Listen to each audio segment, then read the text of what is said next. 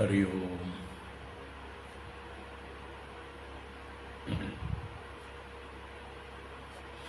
ഹരി ഓം. ഹരി ഓം.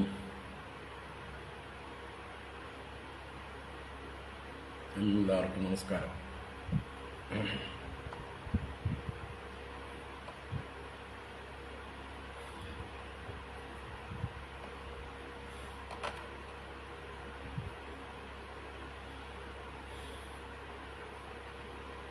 ഓം. എല്ലാവരും വരുന്നതിന് മുമ്പ് ശങ്കരാചാര്യരെ കുറിച്ചിട്ടുള്ള തോടകാഷ്ടകം ചൊല്ലാം. ഓം.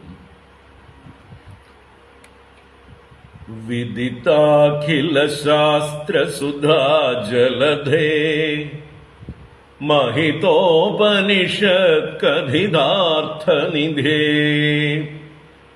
हृदये कलये विमलं चरणं भव शंकर देशिक मे शरणम् करुणावरुणालय पालय माम् भवसागर दुःख विदूनहृदम् रचयाखिल दर्शन तत्त्वविदम् भव शंकर देशिक मे शरणम् भवता जनता सुहिता भविता निज बोध विचारण चारुमते कलयेश्वर जीव विवेक विदम् भव शंकर देशिक मे शरणम्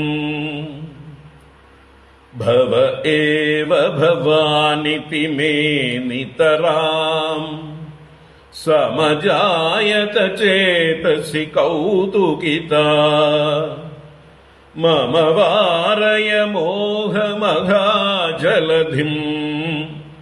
भव शंकर देशिक मे शरणम् सुकृतेऽधिकृते बहुधा भवतो भविता समदर्शनलालसता अतिदीनमिमं परिपालय माम् भव शंकर देशिक मे शरणम् जगतीमवितुं कलिताकृतयो विचरन्ति महामहसच्छलता अहिमां सुरिवात्र विभासि गुरो भव शंकर देशिक मे शरणम् गुरुपुंगव पुंगवकेतनते समतामयतां नहि कोऽपि सुधीः शरणागत वत्सल तत्त्वनिधे भव शंकर देशिक मे शरणम्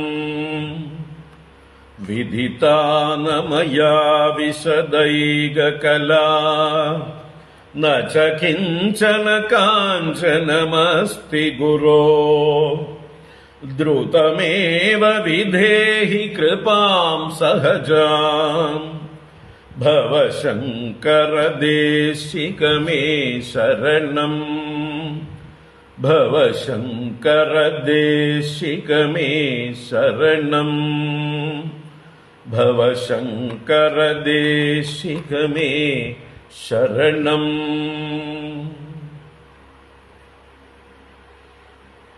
हरि ओम. ഒരു മിനിറ്റ് വെള്ളം തരാം.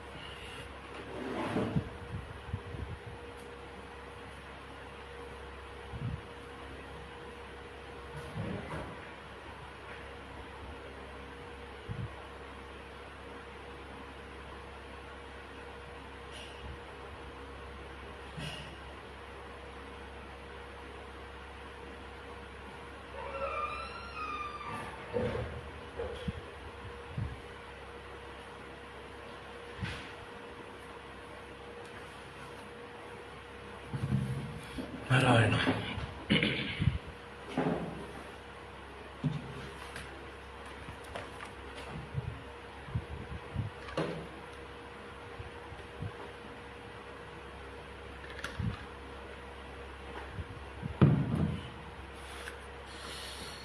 നാരായണ.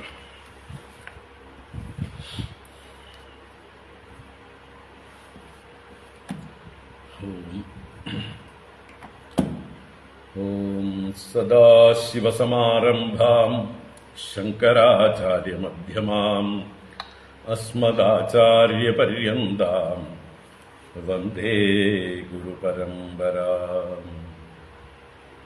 ശ്രുതിസ്മൃതിപുരാണാനാം ആലയം കരുണാലയം നമാമി ഭഗവത്പാദം ശങ്കരം ലോകശങ്കരം. ശങ്കരം ശങ്കരാചാര്യം കേശവം ബാദരായണം സൂത്രഭാഷ്യകൃതൗ വന്ദേ ഭഗവന്തൗ പുനഃ പുനഃ. ഈശ്വരോ ഗുരുരാത്മേതി മൂർത്തിഭേദവിഭാഗിനേ വ്യോമവദ്വ്യാപ്തദേഹായ ദക്ഷിണാമൂർത്തയേ നമഃ. ഓം നമഃ പരമർഷിഭ്യോ നമഃ പരമർഷിഭ്യഃ. ശ്രീഗുരുഭ്യോ നമഃ. നാരായണ. എല്ലാവർക്കും നമസ്കാരം. എല്ലാവർക്കും സുപ്രഭാതം, ശുഭദിനം, സുസ്വാഗതം.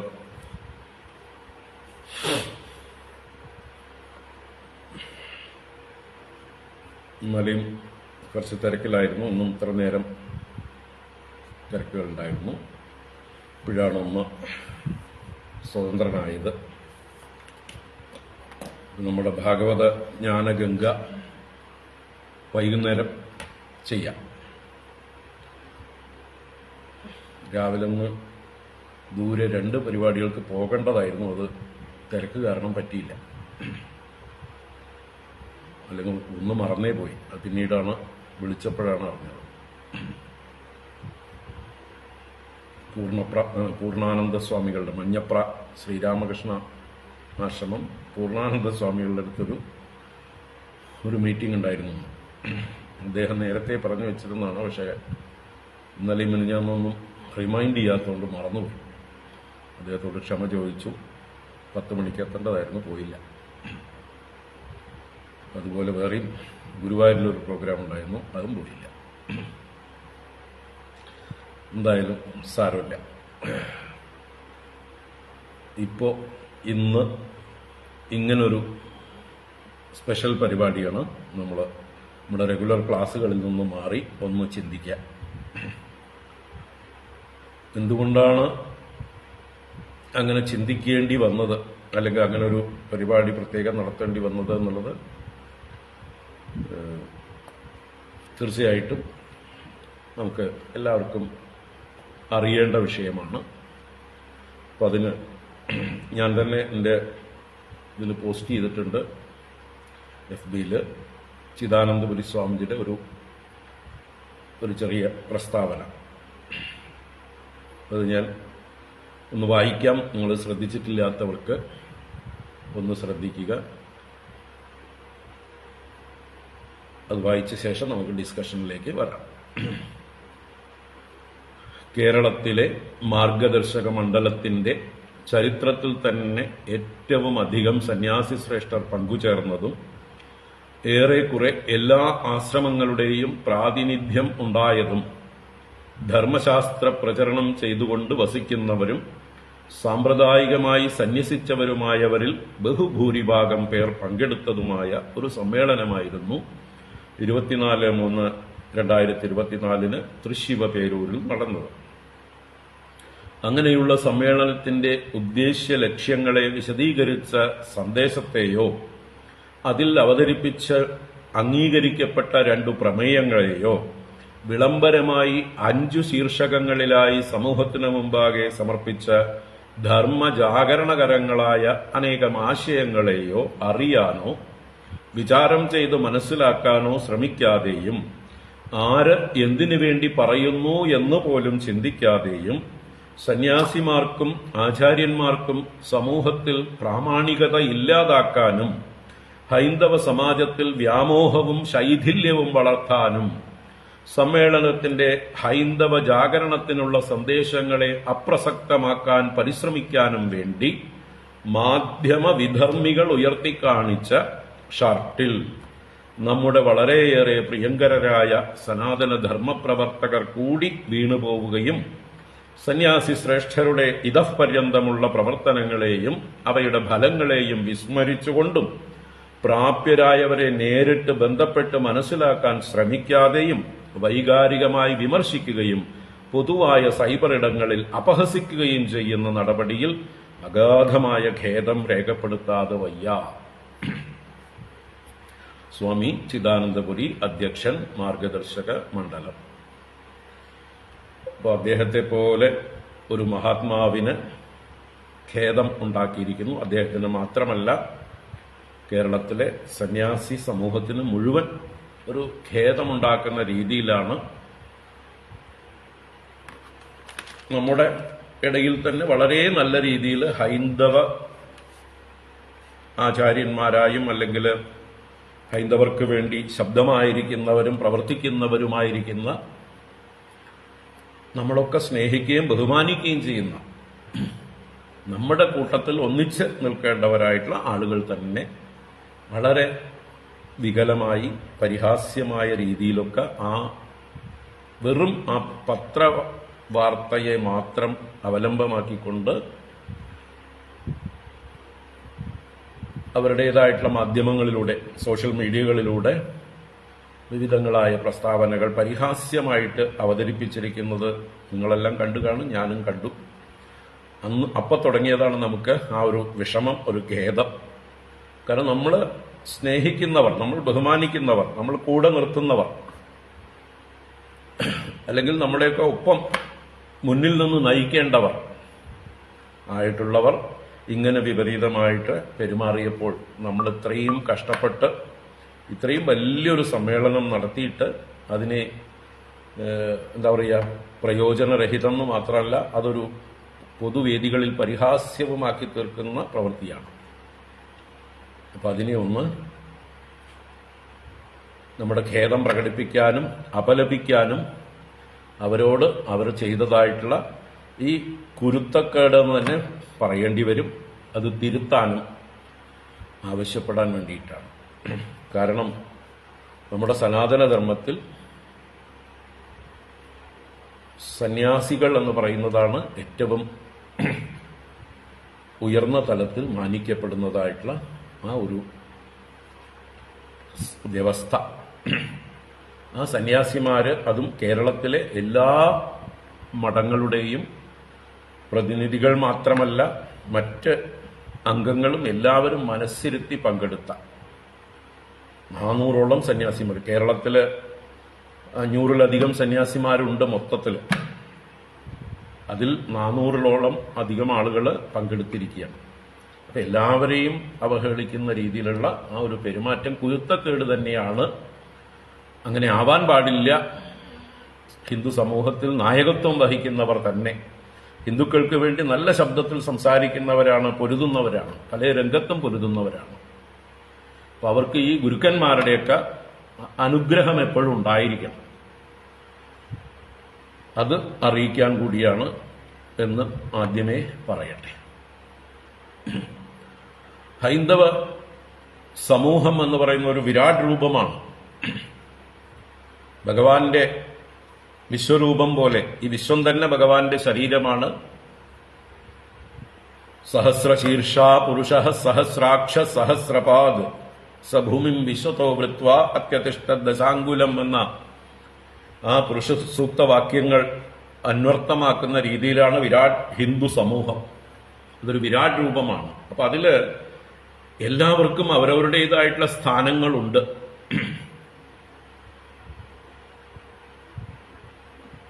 ശിരസ്ഥാനത്തുള്ളവരുണ്ട്, കയ്യും കാലും മറ്റ് ശരീര അവയവങ്ങളുമായി പ്രവർത്തിക്കുന്നവരുണ്ട്, കണ്ണും കാതും മൂക്കും നാവുമായി പ്രവർത്തിക്കുന്നവരുണ്ട്. എല്ലാവരെയും ഉൾക്കൊള്ളുന്നതാണ് ഹിന്ദു സമൂഹം. അപ്പോൾ എല്ലാ അംഗങ്ങളുടെയും പ്രവർത്തനം ഒരുപോലെയല്ല. ആണോ? കാതിന്റെ ധർമ്മമാണോ കണ്ണിന്റെ ധർമ്മമാണോ നാവിന്റെ ധർമ്മമാണോ മൂക്കിന്റെ ധർമ്മമാണോ കയ്യിന്റെ ധർമ്മമാണോ കാലിന്? അല്ല. ഓരോന്നിനും പ്രത്യേകം ധർമ്മങ്ങളാണ്. അപ്പൊ അതുപോലെയാണ് ഹിന്ദു സമൂഹത്തിലെ മൊത്തത്തില് അതിനെ നമ്മൾക്ക് കാണേണ്ടത്. അതിനെ ഒന്നിച്ചു നിർത്താനുള്ള ഒരു ശ്രമമാണ് ആചാര്യന്മാരുടെ നേതൃത്വത്തിൽ നടക്കേണ്ടത്. അതാണ് സന്യാസി സമൂഹം നടത്തിക്കൊണ്ടിരിക്കുന്നത്. ഈ വിരാട് ശരീരത്തെ ഒന്നിച്ചു നിർത്താൻ, ഇതിന്റെ അവയവങ്ങൾ വികലമായി വിഘടിച്ചു പോകാതിരിക്കാൻ വേണ്ടി ചേർത്ത് നിർത്താൻ വേണ്ടിയിട്ടാണ് സന്യാസി സമൂഹം പരിശ്രമിക്കുന്നത്. അതിനാദ്യം എന്തു വേണം? ആദ്യം വിഘടിച്ചു നിൽക്കുന്ന സന്യാസ സമൂഹത്തെ ഒന്നിപ്പിക്കണം. വേണ്ടേ? ഒന്നിച്ച് ഒരേ ശബ്ദത്തിൽ സന്യാസിമാര് സംസാരിക്കാൻ തുടങ്ങിയാലേ ബാക്കിയുള്ളവരും അത് അതിനെ ബഹുമാനിച്ചുകൊണ്ട് അതിനോട് പുറകെ പറയാനുണ്ടാവുള്ളൂ. കാരണം മൊത്തത്തിൽ ഹിന്ദു സമൂഹത്തിൽ ഭൂരിപക്ഷം പേരും സന്യാസിമാരെ ബഹുമാനിക്കുന്നവരാണ്. ഇനി നേരിട്ട് ശിഷ്യപ്പെട്ടിട്ടില്ലെങ്കിൽ പോലും ദൂരെ നിന്ന് ബഹുമാനപൂർവ്വം കാണുന്നവരാണ് ഹിന്ദു സമൂഹത്തിലെ നല്ലൊരു ഭൂരിപക്ഷം. അതുകൊണ്ട് ഹൈന്ദവരുടെ ഇടയിൽ സന്യാസിമാരുടെ ശബ്ദത്തിന്, അവരുടെ വാക്കുകൾക്ക് ഒരു ഗരിമയുണ്ട്, ഗുരുത്വം ഉണ്ട്. അവരുടെ മഹത്വത്തോടുകൂടി തന്നെ അത് അംഗീകരിക്കും. എപ്പോഴും എല്ലാവരുടെയും ആവലാതിയാണ്. എവിടെ പോയാലും ഈ സന്യാസിമാരെന്താ സമൂഹത്തിൽ മുന്നോട്ട് വരാത്തത്? സന്യാസിമാരെന്താ ഞങ്ങളുടെ ഹിന്ദുക്കളുടെ പ്രശ്നങ്ങൾക്ക് വേണ്ടി പ്രവർത്തിക്കാത്തത്? സന്യാസിമാരെന്താ ആശ്രമങ്ങളിൽ മാത്രം ഒതുങ്ങിക്കൂടിയിരിക്കുന്നത്? ഇങ്ങനെയൊക്കെ പല വിമർശനങ്ങൾ ഞങ്ങൾ കേൾക്കാറുണ്ട്. വാസ്തവത്തിൽ സന്യാസിമാർ പ്രവർത്തിക്കുന്നത് കാണുന്നില്ല ഇങ്ങനെ പറയുന്നവർ, ഇങ്ങനെ വിമർശിക്കുന്നവർ. ഇവിടെ ഭാരതത്തിന്റെ ഏത് കാലത്തെ ചരിത്രത്തിലും നോക്കിയാലും സന്യാസിമാരുടെ പ്രവർത്തന ഫലം നമ്മൾ കണ്ടുകൊണ്ടിരിക്കുന്നത് അത് ശങ്കരാചാര്യരിൽ നിന്ന് തുടങ്ങി വിവേകാനന്ദ സ്വാമികളിലൂടെയും ചിന്മയാനന്ദ സ്വാമികളിലൂടെയും അല്ലെങ്കിൽ കേരളത്തിൽ ആഗമാനന്ദ സ്വാമികളിലൂടെയും അതിനു മുമ്പേ ശ്രീനാരായണ ഗുരുദേവനിലൂടെയും ചട്ടമ്പി സ്വാമികളിലൂടെയും അവരൊക്കെ സന്യസ്തരാണ്. അവർ ജീവിതം സനാതന ധർമ്മത്തിന് വേണ്ടി സമർപ്പിച്ചവരാണ്. അവർക്ക് വ്യക്തിപരമായിട്ടുള്ള യാതൊരു താല്പര്യവുമില്ല, അജണ്ടകളുമില്ലാതെ സമൂഹത്തിന് വേണ്ടിയും ആത്മനോ മോക്ഷായ ജഗത് ഹിതായ ച എന്ന ആ ഒരു ഉപനിഷത്ത് മന്ത്രത്തെ സ്വാംശീകരിച്ചുകൊണ്ട് അവരുടെ പ്രവർത്തികൾ ചെയ്തവരാണ്. സ്വന്തം മോക്ഷത്തിനായിക്കൊണ്ടും അതോടൊപ്പം തന്നെ ലോകഹിതത്തിനായിക്കൊണ്ടും സനാതനധർമ്മത്തെ നിലനിർത്താൻ, അതിനെ പോഷിപ്പിക്കാൻ, അതിൽ വന്നു ചേർന്നിട്ടുള്ള അനാചാരങ്ങളും അഴുക്കുകളും എല്ലാം ശുദ്ധീകരിക്കാനും ദൂരീകരിക്കാനുമായിട്ട് പ്രയത്നം ചെയ്തവരുമാണ്. ആഗമാനന്ദ സ്വാമികളെ പോലൊരു മഹാത്മാവ് കേരളം മുഴുവൻ കൊടുങ്കാറ്റായി പ്രസംഗിച്ച് നടന്ന് ഒരുപാട് മാറ്റങ്ങൾ വരുത്തിയിട്ടുണ്ട്. അതുപോലെ തന്നെ കേരളത്തിന്റെ അഭിമാനമായിട്ടുള്ള ചിന്മയാനന്ദ സ്വാമികൾ ലോകം മുഴുവൻ സനാതനധർമ്മം പ്രചരിപ്പിക്കാൻ നടന്ന ആളാണ്. അതുപോലെ രംഗനാഥാനന്ദ സ്വാമികൾ രാമകൃഷ്ണ പ്രസ്ഥാനത്തിന്റെ പ്രസിഡന്റ് വരെയായ രംഗനാഥാനന്ദ സ്വാമികൾ, അങ്ങനെ ചെറുതും വലുതുമായിട്ട്, അതുപോലെ ജഗദ്ഗുരു സത്യാനന്ദ സരസ്വതി സ്വാമി തിരുവടികൾ ചെങ്കോട്ടുകോണം, ഒരു കാലത്ത് ഹൈന്ദവരുടെ മുഴുവൻ ഒരു പ്രതീക്ഷയായിരുന്ന, എല്ലാവരെയും ഏകോപിപ്പിച്ചു കൊണ്ടുപോയിരുന്ന ഒരു മഹാത്മാവായിരുന്നു ചെങ്കോട്ടുകോണം സ്വാമികൾ. അപ്പം അങ്ങനെ സന്യാസിമാരാണ് ഇവിടെ സമൂഹത്തിൽ വലിയ വലിയ പരിവർത്തനങ്ങൾ വരുത്തിയിട്ടുള്ളത്, അല്ലെങ്കിൽ നേതൃത്വം കൊടുത്തിട്ടുള്ളത് ഓരോ പ്രവർത്തനങ്ങൾക്കും. ഇപ്പോ ഈ കാലത്ത് അതിന് ഏറ്റവും അധികം നേതൃത്വം കൊടുക്കുന്നതാണ് നമ്മുടെ സംപൂജ്യ ചിദാനന്ദപുരി സ്വാമികൾ. അദ്ദേഹത്തിന്റെ ആ ഒരു പരിപൂർണമായിട്ടുള്ള ഒരു സമർപ്പണം അത് അടുത്തറിയുന്നവർക്കറിയാം. അദ്ദേഹത്തിന്റെ വേണമെങ്കിൽ അദ്ദേഹത്തിന് വെറും പ്രഭാഷണങ്ങൾ മാത്രം ചെയ്തുകൊണ്ട് വേദാന്ത ആചാര്യൻ മാത്രമായിക്കൊണ്ട് ആശ്രമത്തിലിരിക്കാം, അല്ലെങ്കിൽ പ്രഭാഷണങ്ങൾക്ക് വലിയ തോതിൽ ഇറങ്ങി നടന്നുകൊണ്ട് പോകാം. എന്ന് വെച്ചാൽ വേദാന്ത പ്രഭാഷണങ്ങളായി നടക്കാം. പക്ഷെ അദ്ദേഹം അങ്ങനെയുള്ളതിനേക്കാൾ കൂടുതൽ ധാർമ്മികമായ കാര്യങ്ങളിലാണ് ഇടപെടുന്നത്. അദ്ദേഹം നടത്തുന്ന പ്രഭാഷണ പരമ്പരകൾക്ക് തന്നെ അദ്ദേഹം പേര് വച്ചിരിക്കുന്നത് ധർമ്മപ്രഭാഷണ പരമ്പര എന്നാണ്. അല്ലാതെ വേദാന്ത പ്രഭാഷണ പരമ്പരകളല്ല സ്വാമിജി നടത്തുന്നത്. എന്തുകൊണ്ട് വെച്ചാൽ വേദാന്തം ഗുരുകുലത്തിൽ അദ്ദേഹം ഇരുന്ന് അവിടെ പഠിപ്പിക്കുന്നുണ്ട്. അവിടെ വേണ്ടവർ അവിടെ അന്വേഷിച്ച് എത്തുന്നുണ്ട്. വേണ്ടവർക്ക് അവിടെ അന്വേഷിച്ച് എത്തണം. പ്രാപ്യപരാൻ നിബോധത എന്നാണ് ഉപനിഷത്തും പറഞ്ഞത്.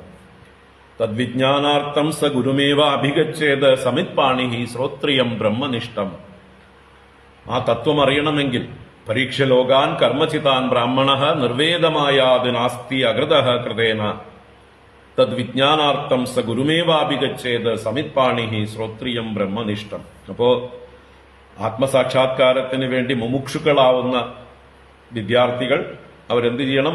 അവർ ഗുരുകുലത്തിൽ ഗുരുവിനെ സമീപിക്കണം. വേണ്ട പോലെ തദ്വിദ്യ പ്രണിപാതേന പരിപ്രശ്നേന സേവയാ ഉപദേക്ഷ്യന്തി തേ ജ്ഞാനം ജ്ഞാനിനഃ തത്വദർശിനഃ. ഇങ്ങനെയാണ് ഗീതയിലും ഭഗവാൻ പറഞ്ഞിരിക്കുന്നത്. അപ്പൊ അങ്ങനെ ഗുരുകുലത്തിൽ ചെന്ന് അന്വേഷിച്ച് നേടേണ്ട വിദ്യയാണ് ബ്രഹ്മവിദ്യ, വേദാന്തം, ഉപനിഷത്ത്, ബ്രഹ്മസൂത്രം മുതലായ പ്രസ്ഥാനത്രയങ്ങളൊക്കെ ആശ്രമങ്ങളിൽ വെച്ച് പഠിക്കേണ്ടതാണ്. അല്ലാതെ പൊതുജനമധ്യത്തില് പബ്ലിക് ആയിട്ടുള്ള 10,000-കണക്കിനോ അല്ലെങ്കിൽ 1000-കണക്കിനോ ആളുകൾ പങ്കെടുക്കുന്ന വേദികളിൽ ചർച്ച ചെയ്യാനുള്ള വിഷയമല്ല വേദാന്തം. അതിന് അധികാരികളായിട്ടുള്ളവരോടാണ് അത് സംസാരിക്കേണ്ടത്. അപ്പൊ അത് മനസ്സിലാക്കിക്കൊണ്ട് തന്നെ ഈ ഹൈന്ദവ സമൂഹത്തിന് ആവശ്യമായിട്ടുള്ളത് ധാർമ്മിക ബോധമാണ് എന്ന് നല്ല ഉറപ്പുള്ള കാലം കൊണ്ട് പ്രവർത്തിച്ച് പരിചയമുള്ളതായിട്ടുള്ള സ്വാമിജി ഈ ഭാരതം മുഴുവൻ സഞ്ചരിച്ചിട്ടുള്ള ആളാണ്. പല ആശ്രമങ്ങളിലും താമസിച്ചിട്ടുള്ള ആളാണ്. ഹിമാലയത്തിലൊക്കെ ഇഷ്ടംപോലെ താമസിച്ച് അനേക മഹാത്മാക്കളുടെ അനുഗ്രഹം നേടിയിട്ടുള്ള ആളാണ്. അദ്ദേഹത്തിന്റെ ആ ഒരു ചരിത്രം ശരിക്കും മനസ്സിലാക്കിയാൽ നമുക്കറിയാം എത്ര ത്യാഗപൂർണമായിട്ടുള്ള ഒരു സത്യാന്വേഷണ ജീവിതമാണ് അദ്ദേഹം നയിച്ചിട്ടുള്ളത് എന്ന്. അതിൽ നിന്നൊക്കെയുള്ള അദ്ദേഹത്തിന്റെ ആ ഒരു ഉൾക്കാഴ്ച, വിശാല വീക്ഷണം, ദീർഘവീക്ഷണം, സൂക്ഷ്മദർശനം, ഇതൊക്കെ അദ്ദേഹത്തോട് അടുത്തടുത്തടുത്ത് അറിയുന്നവർക്കേ അറിയുള്ളൂ. അങ്ങനെയുള്ള അദ്ദേഹത്തെ ഇന്ന് കേരളത്തിലെ സന്യാസി സമൂഹം മുഴുവൻ ബഹുമാനിക്കുന്നു. എന്തുകൊണ്ട്? അദ്ദേഹത്തിന്റെ ആ പ്രവൃത്തി കൊണ്ടാണ്, അദ്ദേഹത്തിന്റെ ആ സ്വഭാവശുദ്ധി കൊണ്ടാണ്, അദ്ദേഹത്തിന്റെ നിഷ്കളങ്കത കൊണ്ടാണ്, അദ്ദേഹത്തിന്റെ ആ പ്രവർത്തന ശൈലി കൊണ്ടാണ്. എല്ലാവരെയും ചേർത്ത് പിടിക്കുന്ന, ഹൈന്ദവ ധർമ്മത്തിന് വേണ്ടി പ്രവർത്തിക്കുന്ന ആരെയും അദ്ദേഹം നിന്ദിച്ചു പറയുകയില്ല, അകറ്റി നിർത്തുകയില്ല. ഞങ്ങളോട് പോലും അദ്ദേഹം അതാ പറയാം. നമ്മൾ ആരെക്കുറിച്ചെങ്കിലും എന്തെങ്കിലും ഒരു പരാതിയോ പരിഭവമോ കുറ്റമോ പറഞ്ഞാൽ സ്വാമിജി അതിനെ മാറ്റിയിട്ട് പറയും. എന്തായാലും അവരും ഹൈന്ദവ ധർമ്മത്തിന് വേണ്ടി പ്രവർത്തിക്കുന്നവരല്ലേ, നമ്മൾ അതുകൊണ്ട് അവരെ കൂടുതൽ പബ്ലിക്കായിട്ട് വിമർശിക്കരുത്, അവരെ ചേർത്ത് പിടിക്കണം എന്നുള്ള രീതിയിൽ സ്വാമിജി നമുക്ക് നല്ല ഉപദേശങ്ങൾ തരും. അദ്ദേഹത്തിന്റെ കൂടെ നടന്നിട്ടാണ് നമ്മളിതൊക്കെ മനസ്സിലാക്കുന്നത്. ഇങ്ങനെ ആയിരിക്കണമെന്ന്. അദ്ദേഹത്തിന്റെ കൂടെ നടന്നാൽ, അദ്ദേഹത്തിന്റെ കൂടെ പരിപാടികളിൽ പങ്കെടുത്താൽ അപ്പൊക്കെ നമുക്ക് ബോധ്യമാവും.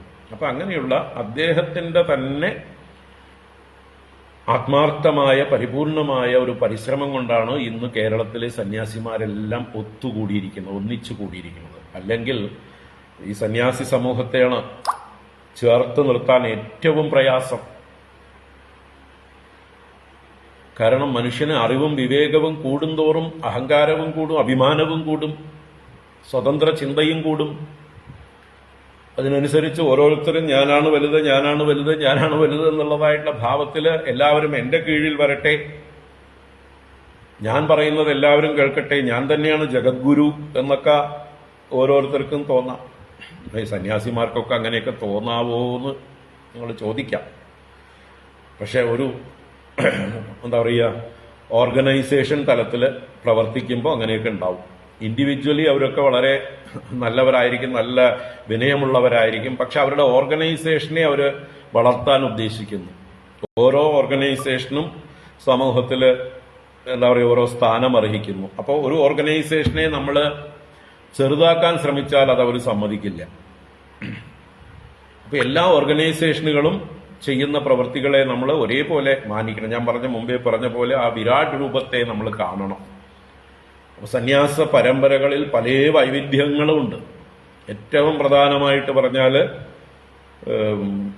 നമ്മളെല്ലാം ശങ്കര പരമ്പരയാണ്, അദ്വൈത പരമ്പരയാണ്. അദ്വൈത ആചാര്യന്മാരാണ്. മറ്റ് വിശിഷ്ടാദ്വൈതികൾ രാമാനുജ പരമ്പരകളിലുള്ളവരുണ്ട്. അതുപോലെ തന്നെ മാധ്വ പരമ്പരയിലുള്ള ദ്വൈതികളുണ്ട്. ഇങ്ങനെ മൂന്നായിട്ട് പറയാം. ഇനി ഈ അദ്വൈത പരമ്പരയിൽ തന്നെ എത്ര വിഭാഗങ്ങളാണുള്ളത്? ശൈവവും വൈഷ്ണവും ശാക്തേയവുമായിട്ടുള്ള സമ്പ്രദായങ്ങളിൽ അതിൽ തന്നെ അഘോരികളായിട്ട് അവധൂതന്മാരായിട്ട് എത്ര എത്ര എത്ര സമ്പ്രദായങ്ങളാണുള്ളത്. അപ്പൊ ഇതിനെയൊക്കെ ഒന്നിച്ചു കൊണ്ടുപോവുക എന്ന് പറഞ്ഞാൽ വലിയ പണിയാണ്. എന്റെ ഗുരുനാഥൻ സ്വാമി ദയാനന്ദ സരസ്വതി അതിന് മുൻകൈയെടുത്ത ആളാണ്. ഈ എല്ലാ സമ്പ്രദായത്തെയും ഭാരതത്തിലുള്ള എല്ലാ പ്രധാന സമ്പ്രദായങ്ങളിൽപ്പെട്ടവരെയും ഏറ്റവും പ്രാചീനങ്ങളായിട്ടുള്ള ആശ്രമങ്ങളെയും ഒത്തുചേർത്ത് ഓൾ ഇന്ത്യ ആചാര്യസഭ എന്ന് പറയുന്നതായിട്ടുള്ള ഒരു സഭ അദ്ദേഹം രൂപീകരിച്ചു. ഭാരതത്തിലെ പ്രധാന ആശ്രമങ്ങളെല്ലാം അതിൽപ്പെട്ടു. ഒരിക്കലും ഒത്തുകൂടാത്ത 4 ശങ്കരാചാര്യന്മാരെ ഒത്തുകൂടിപ്പിച്ചു ഒരു വേദിയിൽ. ശൃംഗേരി, പുരി, ബദരി, ദ്വാരക 4 ശങ്കരാചാര്യന്മാര്, കാഞ്ചി ശങ്കരാചാര്യര്, മറ്റ് ശങ്കരാചാര്യരുടെ കീഴിലുള്ള ഉപമഠങ്ങൾ ധാരാളമുണ്ട്. കർണാടകത്തിലും ആന്ധ്രയിലും തമിഴ്നാട്ടിലും ഒക്കെ ഉണ്ട്. ആ ഉപമഠങ്ങളിൽപ്പെട്ടവര്, അതുപോലെ മഹാമണ്ഡലേശ്വരന്മാർ എന്ന് പറഞ്ഞാൽ ഹിമാലയത്തിലും മറ്റ് ഭാഗങ്ങളിലും നോർത്ത് ഇന്ത്യയിലുമായിട്ടുള്ള ഓരോ മഹാമണ്ഡലേശ്വരന്മാരും ഒരു ഹിമാലയം പോലെയാണ്. ആർക്കും മുമ്പിൽ ചെറുതാവുന്നവരല്ല. അവരെയൊക്കെ ഒരു കുടക്കീഴിലേക്ക് കൊണ്ടുവരിക എന്ന് പറഞ്ഞാൽ ഒരു ഭഗീരഥ പ്രയത്നമായിരുന്നു. അത് ചെയ്തിട്ടുള്ള ആളാണ് നമ്മുടെ ഗുരുനാഥൻ സ്വാമി ദയാനന്ദ സരസ്വതി മഹാരാജ്. അദ്ദേഹം അദ്ദേഹത്തിന്റെ പ്രായം, അദ്ദേഹത്തിന്റെ ആരോഗ്യം, അദ്ദേഹത്തിന്റെ അറിവ്, അദ്ദേഹത്തിന്റെ സമൂഹത്തിലുള്ള മഹത്വം എല്ലാം മറന്നുകൊണ്ട് അദ്ദേഹം വളരെ ലളിതമായ രീതിയിൽ സിമ്പിളായിട്ട് താൻ തന്നെ ഈ പറഞ്ഞ മണ്ഡലേശ്വരന്മാരെയൊക്കെ നേരിട്ട് ചെന്ന് കാണുകയും ഈ പറഞ്ഞ ശങ്കരാചാര്യന്മാരെയൊക്കെ നേരിട്ട് കാണുകയും അവരെയൊക്കെ കൺവിൻസ് ചെയ്യിക്കുകയും ചെയ്തു.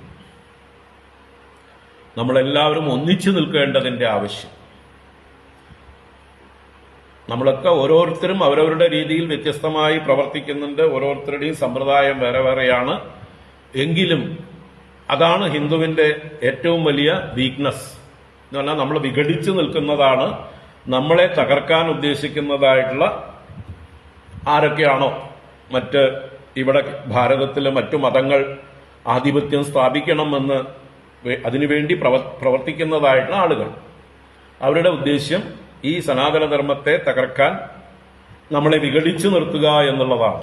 നമ്മൾ എത്രത്തോളം കാലം വിഘടിച്ച് നിൽക്കുന്നുവോ, ഓരോരുത്തരും വേറെ വേറെ ആയിട്ട് നിൽക്കുമ്പോൾ നമ്മളെ നശിപ്പിക്കാൻ എളുപ്പമാണ്. അങ്ങനെ എന്താ പറയുക, ആടുകളെ തമ്മിലടുപ്പിച്ച് ചോര കുടിക്കുന്ന ചെന്നായ്ക്കളും കുറുക്കന്മാരുമായിട്ടാണ് മറ്റ് എന്താ പറയുക മറ്റ് മതം പ്രചരിപ്പിക്കുന്നവരും ആളുകളെ കൺവേർട്ട് ചെയ്യുന്നവരും ഒക്കെ ചെയ്തുകൊണ്ടിരുന്നത്. അതുപോലെ തന്നെ നമ്മുടെ രാഷ്ട്രീയക്കാരും അവര് വോട്ട് ബാങ്ക് ആയതുകൊണ്ട് അവർക്ക് കുടപിടിച്ചുകൊണ്ട് അവരെ സപ്പോർട്ട് ചെയ്തുകൊണ്ട് ഭാരതത്തിൽ ഉണ്ടാക്കുന്ന എല്ലാ നിയമങ്ങളും ഹിന്ദുവിനെതിരായിരുന്നു. എല്ലാ നിയമങ്ങളും ഹിന്ദുവിനെതിരായി കൊണ്ട് കാലാകാലങ്ങളിൽ അനേക നിയമങ്ങൾ ഉണ്ടാക്കിയിട്ടുണ്ട്. ഓരോന്നും എടുത്തു പറയേണ്ട ആവശ്യമില്ല, നമുക്കൊക്കെ പലതും അനുഭവമാണ്.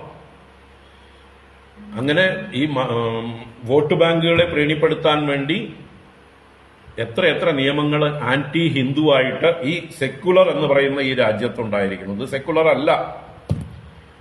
ഈ രാജ്യത്ത് നടക്കുന്ന നിയമങ്ങളും അതിന്റെ പ്രവൃത്തികളും നോക്കിക്കഴിഞ്ഞാൽ ഒട്ടും സെക്കുലർ അല്ല എന്ന് നമുക്ക് ബോധ്യവും. കാരണം ഹിന്ദുവിനൊരു നിയമം, ഹിന്ദു 2ാം തരം പൗരനാണ്. ഇവിടുത്തെ മെജോറിറ്റി ആയിരിക്കുന്ന ഹിന്ദു ഇവിടെ 2ാം തരം പൗരനാണ്. ബാക്കിയുള്ളവർക്കാണ് ഇവിടെ എല്ലാ പ്രയോറിറ്റിയും, എല്ലാ ആനുകൂല്യങ്ങളും, എല്ലാ സുരക്ഷിതത്വവും അവർക്ക് കൊടുത്തുകൊണ്ട് ഹിന്ദു അരക്ഷിതനായി എന്നും തമ്മിലടിച്ചുകൊണ്ട് കലഹിച്ചുകൊണ്ട് നിസ്സാര കാര്യങ്ങളിൽ കലഹിച്ചുകൊണ്ട് നിൽക്കുന്നവരാണ് ഈ ഹിന്ദുക്കൾ.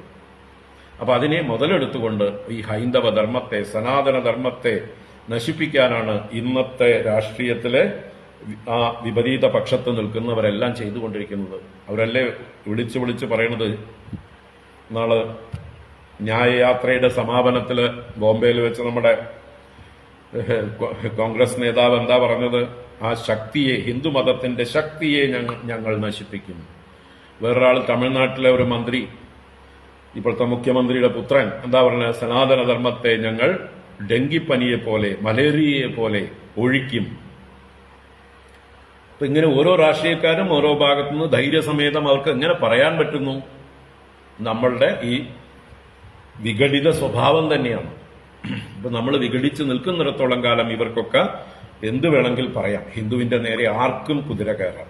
അപ്പോ ഇത് മനസ്സിലാക്കിക്കൊണ്ട് നമ്മുടെ പൂജ്യ സ്വാമിജിയും ദയാനന്ദ സ്വാമിജി ഈ ഹൈന്ദവ ആചാര്യന്മാരെ മൊത്തത്തിൽ ഒരു കുടക്കീഴിൽ കൊണ്ടുവന്ന് വർഷം തോറും ഹിന്ദുധർമ്മ ആചാര്യ സഭ ഭാരതത്തിന്റെ പല ഭാഗത്തായിട്ട് സ്വാമിജിയുടെ നേതൃത്വത്തിൽ കൺവീൻ ചെയ്തുകൊണ്ട് നടത്തിയിരുന്നു.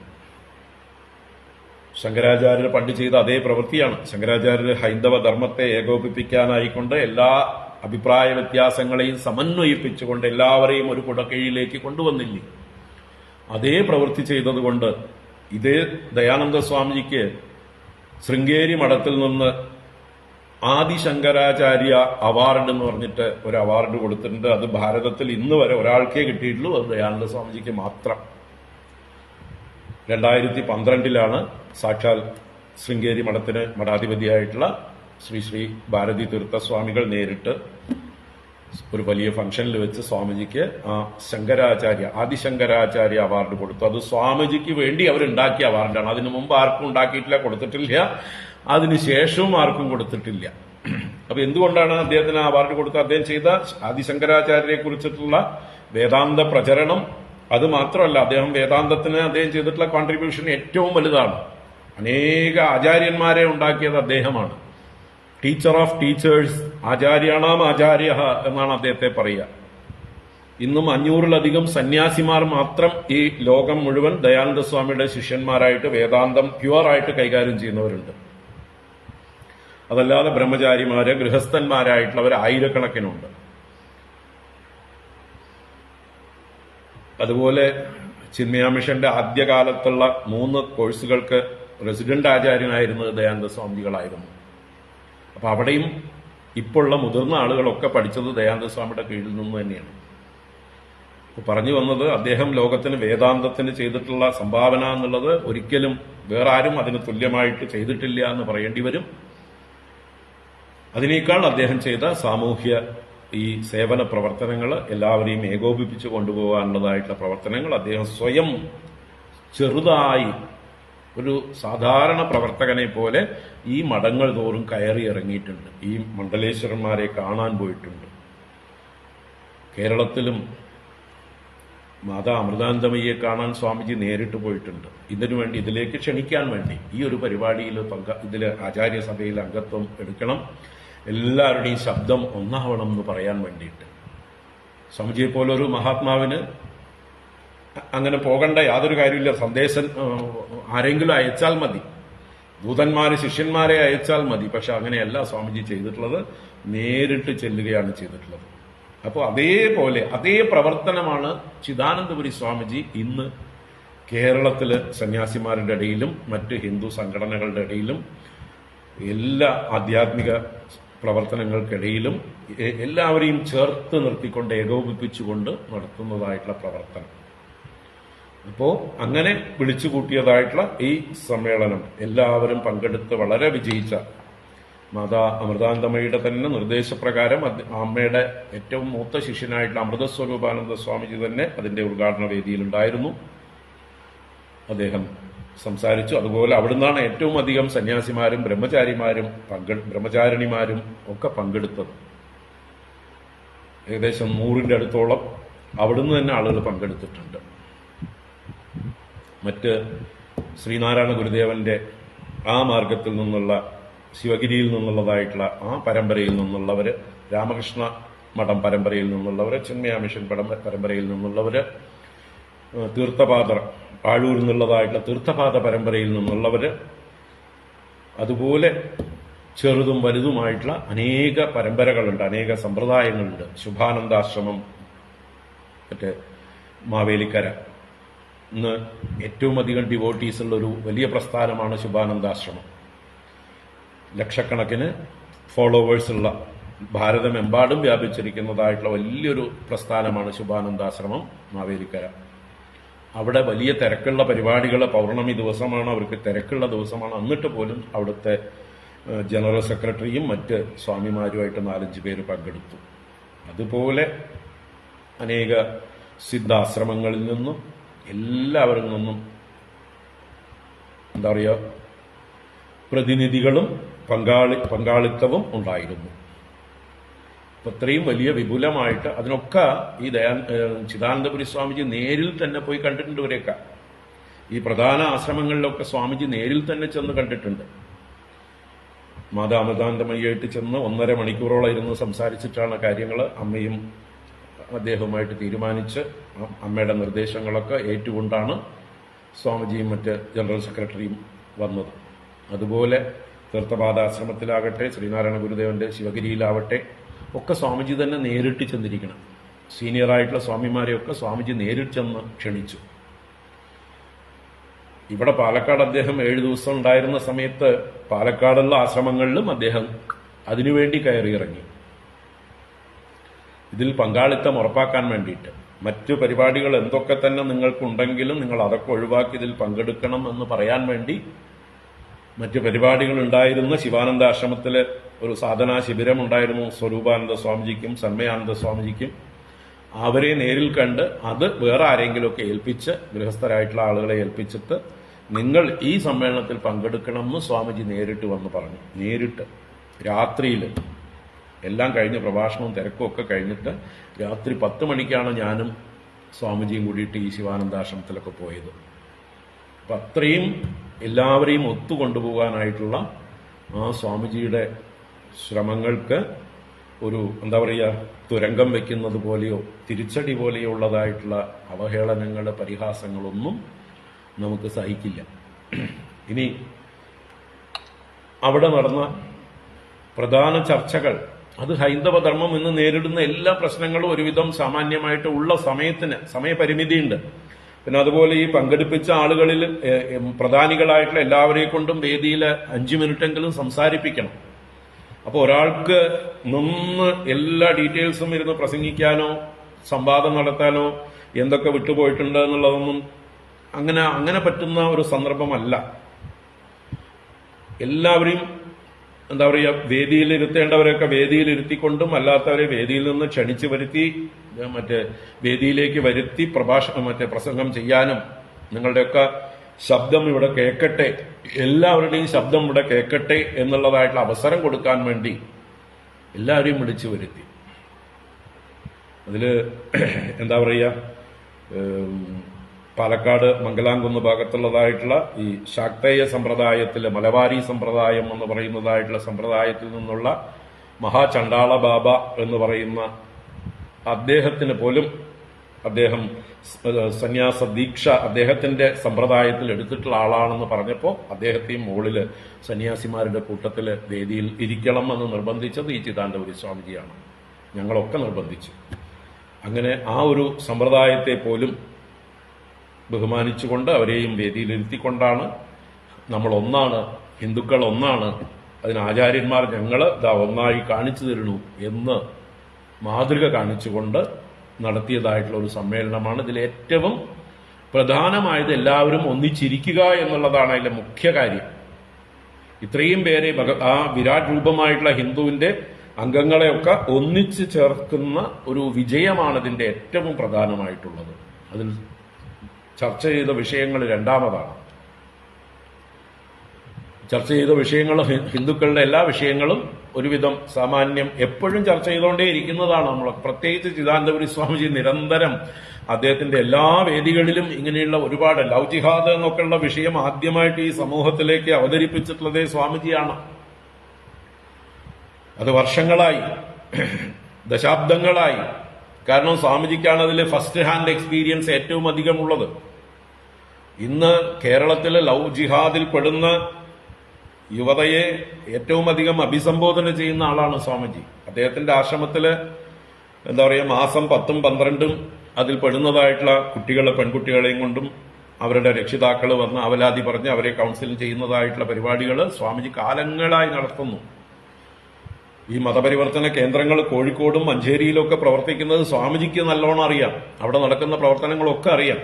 അതുകൊണ്ട് സ്വാമിജിയാണ് ആദ്യമായിട്ട് ഈ സമൂഹത്തെ, ഹിന്ദു സമൂഹത്തെ ജാഗ്രതപ്പെടുത്തിയത്. ഇങ്ങനൊരു സംഭവം ഇവിടെ ഉണ്ട്, ലവ് ജിഹാദ് എന്നുള്ളതുണ്ട്. അതുപോലെ തന്നെ എല്ലാ രംഗത്തും, അതിപ്പോ ഭൂമി, കേരളത്തിലെ ഭൂമിയില് നല്ലൊരു ശതമാനം ഇപ്പൊ ഹിന്ദുക്കളുടെ കയ്യിൽ നിന്നൊക്കെ വിട്ടുപോയി. ഇപ്പൊ ഹിന്ദുക്കളുടെ കയ്യിൽ ഭൂമി 20% 25% ഭൂമിയുള്ളൂ. ഹിന്ദുക്കളുടെ കച്ചവടം എല്ലാം കൈവിട്ടുപോയി. 20-25% മാത്രമേ ഹിന്ദുക്കളുടെ കയ്യിലുള്ളൂ. ഹിന്ദുക്കളായിരുന്നു ഇവിടെ ഭൂരിപക്ഷവും, എല്ലാ കച്ചവടങ്ങളും നിയന്ത്രിച്ചിരുന്നവരും. അതെല്ലാം മാറി ഇന്ന് എല്ലാ രംഗത്തും ലാൻഡ് ജിഹാദാവട്ടെ, ബിസിനസ് ജിഹാദാവട്ടെ, അതുപോലെ ഏത് രംഗത്താണെങ്കിലും ഇപ്പോ ഗവൺമെന്റ് ഉദ്യോഗത്തിലാവട്ടെ അതിലേക്ക് വേണ്ടി പ്രത്യേകമായിട്ട് PSC ട്രെയിനിങ് ഫ്രീ ആയിട്ട് മറ്റു മതസ്ഥർ കൊടുത്ത്, അതുപോലെ പോലീസ് അപ്പോയിന്റ്മെന്റിൽ പോലും ഇന്ന് ഏറ്റവും അധികം വെയിറ്റിംഗ് ലിസ്റ്റിലിരിക്കുന്നവരെ, അവർ അപ്പോയിന്റ്മെന്റ് കാത്തിരിക്കുന്നവരുടെ ലിസ്റ്റ് ഒന്ന് നിങ്ങൾ എടുത്തു നോക്കൂ, നമ്മൾക്ക് ഭയമുണ്ടാകും. അത്രയും ഭീകരമായ രീതിയിലാണ് എല്ലാ രംഗത്തും.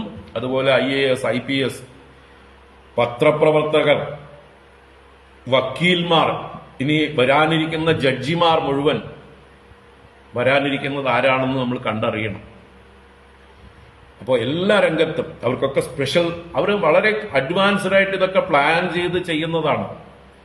ഒരു 25 വർഷം 30 വർഷം മുമ്പേ ഇതൊക്കെ പ്ലാനിങ് ചെയ്ത് ഇതൊക്കെ നടപ്പിൽ വരുത്താനായിട്ട് കുട്ടികളെ വിദ്യാഭ്യാസവും ട്രെയിനിങ്ങും കൊടുത്ത്, നിങ്ങൾ ഇന്ന രംഗത്ത് പ്രഗത്ഭരാവണം, പത്രപ്രവർത്തനമാണോ നീ തെരഞ്ഞെടുക്കുന്നത്, നിന്നൊക്കെ എല്ലാ സപ്പോർട്ടും ഞങ്ങളുടെ വക എന്ന് പറഞ്ഞ് അവരെ ആ ഗൈഡൻസ് കൊടുത്ത് അവരെ വളർത്തിക്കൊണ്ടുവന്ന് പത്രപ്രവർത്തകരാക്കുന്നു.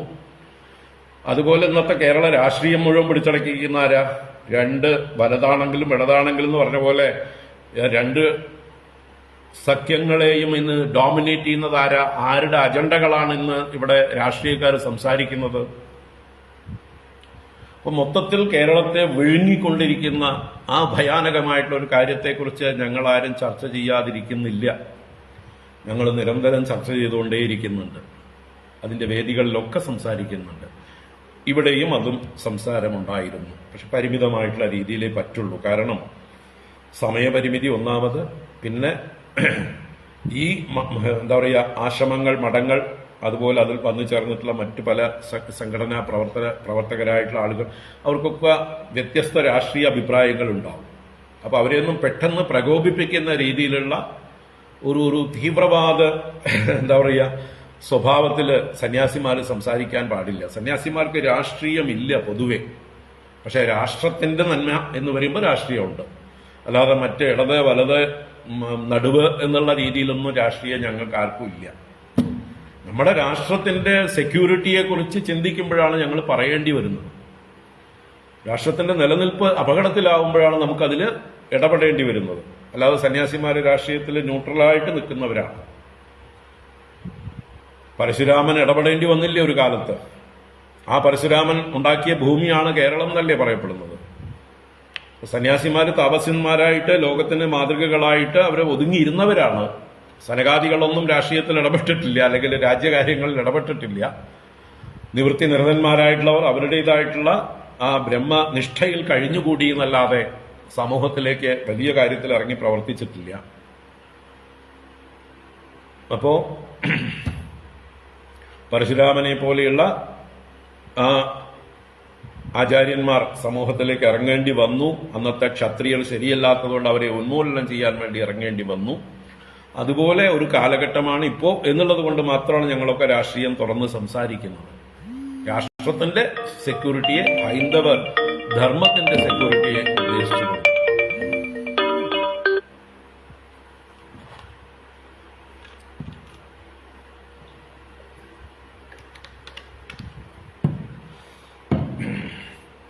അപ്പോൾ നമ്മൾ നേരിടുന്ന ഏറ്റവും വലിയ പ്രശ്നം എന്നുള്ളത് ഐക്യമില്ലായ്മയാണ്. നമ്മുടെ ഈ ഐക്യമില്ലായ്മ മാറിയാൽ തന്നെ പകുതി പ്രശ്നങ്ങൾ തീരും. പകുതിയല്ല, 3/4 പ്രശ്നങ്ങളും തീരും. കാരണം ഈ പറയുന്ന രാഷ്ട്രീയക്കാരൊക്കെ ഇപ്പോൾ ആന്റി ഹിന്ദുവായിട്ടിരിക്കുന്നവരൊക്കെ നാളെ പ്രോ ഹിന്ദുവായി ഹിന്ദുക്കളുടെ വക്താക്കളായി തീരും. അതിന് ഐക്യമുണ്ടാവണം. ഐക്യമുണ്ടായി ഹിന്ദുക്കളെ എതിർക്കുന്നവർക്ക്, ഹിന്ദുധർമ്മത്തെ നശിപ്പിക്കാൻ ശ്രമിക്കുന്നവർക്ക് ഞങ്ങളുടെ വോട്ടില്ല എന്ന് എല്ലാവരും ഉച്ചത്തിൽ പറയണമെന്ന് ഈ സഭയിൽ ഈ സ്വാമിമാരൊക്കെ വിളിച്ചു പറഞ്ഞിട്ടുണ്ട്. ഹൈന്ദവ ധർമ്മത്തെ നശിപ്പിക്കാൻ ശ്രമിക്കുന്നവർക്ക് ഞങ്ങളുടെ വോട്ടില്ല, ഞങ്ങൾ ഹിന്ദുക്കളെ സപ്പോർട്ട് ചെയ്യുന്നവർക്ക് മാത്രമേ വോട്ട് ചെയ്യുള്ളൂ എന്ന് വ്യക്തമായി പറഞ്ഞിട്ടുണ്ട്. അത് പ്രത്യേക രാഷ്ട്രീയ പാർട്ടിയെ ഉദ്ദേശിച്ചുകൊണ്ടല്ല പറയുന്നത്, പക്ഷെ നമ്മുടെ ഹൈന്ദവ ധർമ്മത്തെ രക്ഷിക്കാൻ. അതിലിപ്പോ ഈ പാർട്ടിയിൽപ്പെട്ടവർ തന്നെ ആന്റി ഹിന്ദു ആയിട്ടുണ്ടെങ്കിൽ അവരെടുത്ത് പുറത്ത് കളയാൻ പറയും. ഈ പറയുന്ന ഇപ്പോ അത്യാവശ്യം ഹിന്ദുക്കൾക്ക് സപ്പോർട്ട് ചെയ്യുന്ന പാർട്ടി ഉണ്ടെങ്കിൽ അതിൽ ആരെങ്കിലും ആന്റി ഹിന്ദു ഉണ്ടെങ്കിൽ അവരെടുത്ത് ദൂരെ കളയാനായിട്ട് നമ്മൾ ആവശ്യപ്പെടണം. അവിടെ യാതൊരു ഇതുമില്ല. ഇനി മറ്റു പാർട്ടികളിൽ ഹിന്ദുക്കൾക്ക് വേണ്ടി സപ്പോർട്ട് ചെയ്യുന്നവരുണ്ടെങ്കിൽ, സംസാരിക്കുന്നവരുണ്ടെങ്കിൽ അവരെ സപ്പോർട്ട് ചെയ്യണം. പ്രതിപക്ഷങ്ങളും വേണം, ഇവിടെ എല്ലാ പക്ഷങ്ങളും വേണം.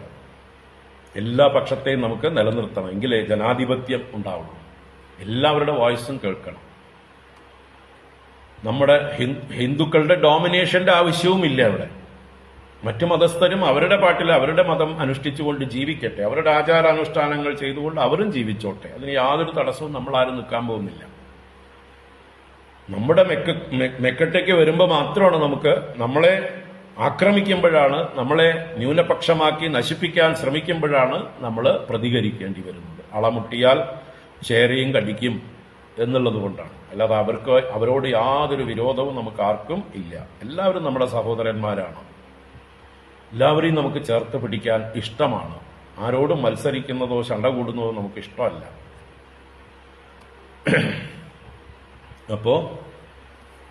പക്ഷെ നമ്മളെ നശിപ്പിക്കാനായിട്ട് ശ്രമിക്കുമ്പോൾ, ഈ ഭാരത സംസ്കാരത്തെ നശിപ്പിക്കാൻ ശ്രമിക്കുമ്പോൾ, ഇവിടുത്തെ ക്ഷേത്രങ്ങളെ നശിപ്പിക്കാൻ ശ്രമിക്കുമ്പോൾ, ഇവിടുത്തെ ആചാര്യന്മാരെ നശിപ്പിക്കാൻ ശ്രമിക്കുമ്പോൾ, അപ്പോഴൊക്കെ തീർച്ചയായിട്ടും നമ്മൾ ഒറ്റക്കെട്ടായി ഒറ്റ ശബ്ദത്തിൽ എതിർക്കേണ്ടതാണ്.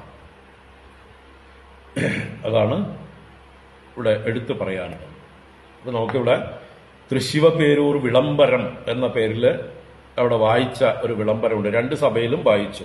അന്ന് ഞങ്ങള് രാവിലെ കൂടിയതായിട്ടുള്ള നന്ദനം ഓഡിറ്റോറിയത്തിൽ വായിച്ചത് എല്ലാവരും അംഗീകരിച്ച് തേക്കിൻകാട് മൈതാനത്ത്, വടക്കുംനാഥന്റെ മൈതാനത്ത് കൂടിയതായിട്ടുള്ള പൊതുസമ്മേളനത്തിലും അവതരിപ്പിച്ചു. അതും ഞാൻ ഫേസ്ബുക്കിൽ പോസ്റ്റ് ചെയ്തിരുന്നു. എങ്കിലും ഒന്നുകൂടെ പറയാം, അത് ഒന്നുകൂടെ വായിച്ചിട്ട് അതിനെക്കുറിച്ച് ഒന്നുകൂടെ വിശദമാക്കിയിട്ട് നമുക്ക് കൺക്ലൂഷനിലേക്ക് വരാം.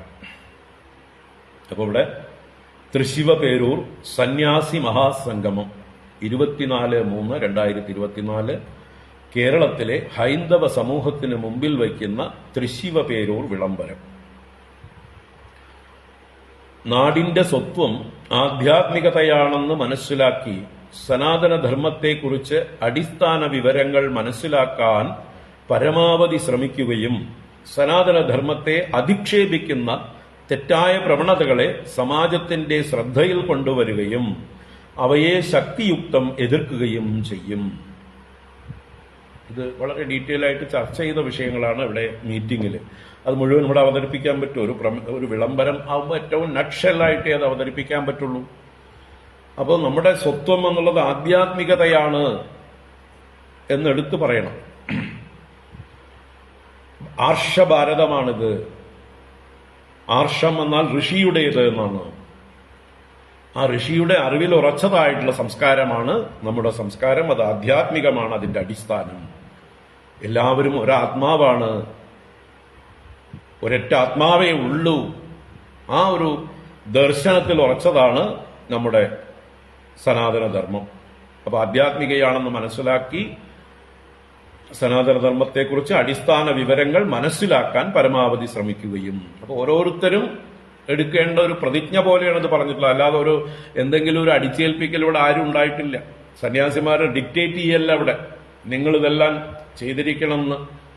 നമുക്ക് ചെയ്യാൻ പറ്റുമോ? ആരെങ്കിലും കഴുത്തിന് പിടിച്ച് ചെയ്യാൻ പറ്റുമത്? ഹിന്ദു സമൂഹം എന്നുള്ളത് ഏറ്റവും സ്വതന്ത്രമായിട്ടുള്ള സമൂഹമാണ്. അപ്പോൾ അവർ പരിശ്രമിക്കേണ്ടതാണ് എന്നുള്ളൊരു അവേക്കനിങ് കൊടുക്കുകയാണ് ഇവിടെ ചെയ്യുന്നത്. എല്ലാവരെയും ഒന്ന് ഉണർവുള്ളവരാക്കുക, അതാണ് ഇവിടെ ചെയ്യുന്നത്. സനാതനധർമ്മത്തെ അധിക്ഷേപിക്കുന്ന തെറ്റായ പ്രവണതകളെ സമാജത്തിന്റെ ശ്രദ്ധയിൽ കൊണ്ടുവരികയും, അപ്പോൾ നമ്മുടെ സമൂഹത്തെ നശിപ്പിക്കാൻ ശ്രമിക്കുന്ന ആ ആളുകളുടെ ആ പ്രവൃത്തികളെക്കുറിച്ച് സമൂഹത്തിന്റെ നേതൃത്വത്തിന്റെ ശ്രദ്ധയിലേക്ക് കൊണ്ടുവരികയും അതിന് പ്രതിപ്രവർത്തനങ്ങൾ, അതാണ് അവയെ ശക്തിയുക്തം എതിർക്കുകയും ചെയ്യും. നമ്മളെ നശിപ്പിക്കാൻ ശ്രമിക്കുന്നവർക്ക് എതിരായിട്ടുള്ള പ്രവർത്തനങ്ങൾ, പ്രതിരോധം നമ്മൾ ചെയ്യേണ്ടതാണ്. അത് വളരെ വൈകിയിരിക്കുന്നു. അപ്പൊ അതൊക്കെ ഏതൊക്കെ രീതിയിലാണോ പ്രതിരോധിക്കേണ്ടത് ആ രീതിയിലൊക്കെ പ്രതിരോധിക്കണം. നിയമപരമായി പ്രതിരോധിക്കേണ്ടതിനെ ആ രീതിയിൽ, സാമൂഹ്യപരമായി അവയർനെസ് കൊടുത്തുകൊണ്ട് എല്ലാവരും ഉണർന്നിരുന്നുകൊണ്ട്, അല്ലെ, ഉണർന്നിരുന്നാൽ കള്ളന്മാർക്ക് പ്രവർത്തിക്കാൻ പറ്റില്ല. അപ്പൊ ആ ഉണർവ് കൊടുക്കലാണ് ഏറ്റവും വലിയ പ്രതിരോധം. എല്ലാവരും ഉണർവുള്ളവരായാൽ ആരെയും ആർക്കും വഞ്ചിക്കാനാവില്ല. അത് സാധിക്കില്ല. അപ്പൊ ചിലപ്പോൾ നിയമപരമായിട്ടുള്ളതും മറ്റുമൊക്കെ ആയിട്ടുള്ള ഇടപെടലുകൾ വേണ്ടി വരും. അപ്പൊ അങ്ങനെയുള്ള കാര്യങ്ങളും, അതുപോലെ സമാജത്തിൽ രണ്ടാമത്തെ പോയിന്റായിട്ട്, സമാജത്തിൽ അസമത്വം വളർത്തുന്ന രീതിയിൽ ഹൈന്ദവ സമൂഹം സാമ്പത്തികമായും വിദ്യാഭ്യാസപരമായും തളർന്നു പോകുന്നത് ഒഴിവാക്കാൻ നാം നമ്മുടെ അലസത, അജ്ഞത, അസംഘടിത സ്വഭാവം, ചൂഷണത്തിനും അക്രമരാഷ്ട്രീയത്തിനും വിധേയമാകൽ, ഉത്തരവാദിത്വമില്ലായ്മ എന്നിവ ഇല്ലാതാക്കാൻ പരമാവധി ശ്രമിക്കും. ഇതാണ് രണ്ടാമത്തെ പ്രയോറിറ്റി കൊടുത്തത്. ഈ സമൂഹത്തില് അസമത്വം എന്ന് പറഞ്ഞാൽ മറ്റ് മതസ്ഥരുമായിട്ട് താരതമ്യം ചെയ്യുമ്പോൾ ഹിന്ദു വളരെ പുറകിലായി പോയിക്കൊണ്ടിരിക്കുകയാണ് എല്ലാ രംഗത്തും. അതാണ് സാമ്പത്തികമായും വിദ്യാഭ്യാസപരമായി തളർന്നു കഴിഞ്ഞാൽ പിന്നെ ഔദ്യോഗിക സ്ഥാനമാനങ്ങളിലൊക്കെ പുറകിലേക്ക് പോകും. അപ്പൊ സമൂഹം മൊത്തത്തിൽ പിന്നിലേക്ക് അടിച്ചുകൊണ്ടിരിക്കണം. ഇനി അഥവാ കുറച്ച് വിദ്യാഭ്യാസമുള്ള വല്ലവരും ഉണ്ടെങ്കിലും അവർ വിദേശത്തേക്ക് ചേക്കേറിക്കൊണ്ടിരിക്കുകയാണ്. നല്ല കഴിവുള്ളതായിട്ട് നമ്മുടെ ചെറുപ്പക്കാർ ഹിന്ദുക്കൾ മുഴുവൻ മറ്റ് സംസ്ഥാനങ്ങളിലേക്കോ വിദേശങ്ങളിലേക്കോ പോയിക്കൊണ്ടിരിക്കുകയാണ്. ഹൈന്ദവ യുവജനത ഇവിടെ നിൽക്കാൻ താല്പര്യപ്പെടുന്നില്ല. അവർക്കിവിടെ നിന്നിട്ടൊരു കാര്യവുമില്ല എന്നുള്ള നിരാശയാണുള്ളത്, പ്രത്യാശയില്ല. അതുകൊണ്ടാണ് അവർ പോകുന്നത്. അപ്പൊ ഇവിടെ തന്നെ കേരളത്തിൽ സുരക്ഷിതരായി നമ്മുടെ മെറിറ്റിനനുസരിച്ചിട്ടുള്ളതായിട്ടുള്ള തൊഴിൽ ചെയ്ത് ജീവിക്കാൻ പറ്റും എന്നുള്ളൊരു വിശ്വാസം അവർക്ക് ഉണ്ടാക്കി കൊടുക്കണം. അതിന് ഹിന്ദു സമൂഹം ഒന്നിച്ചു നിന്ന് പൊരുതണം.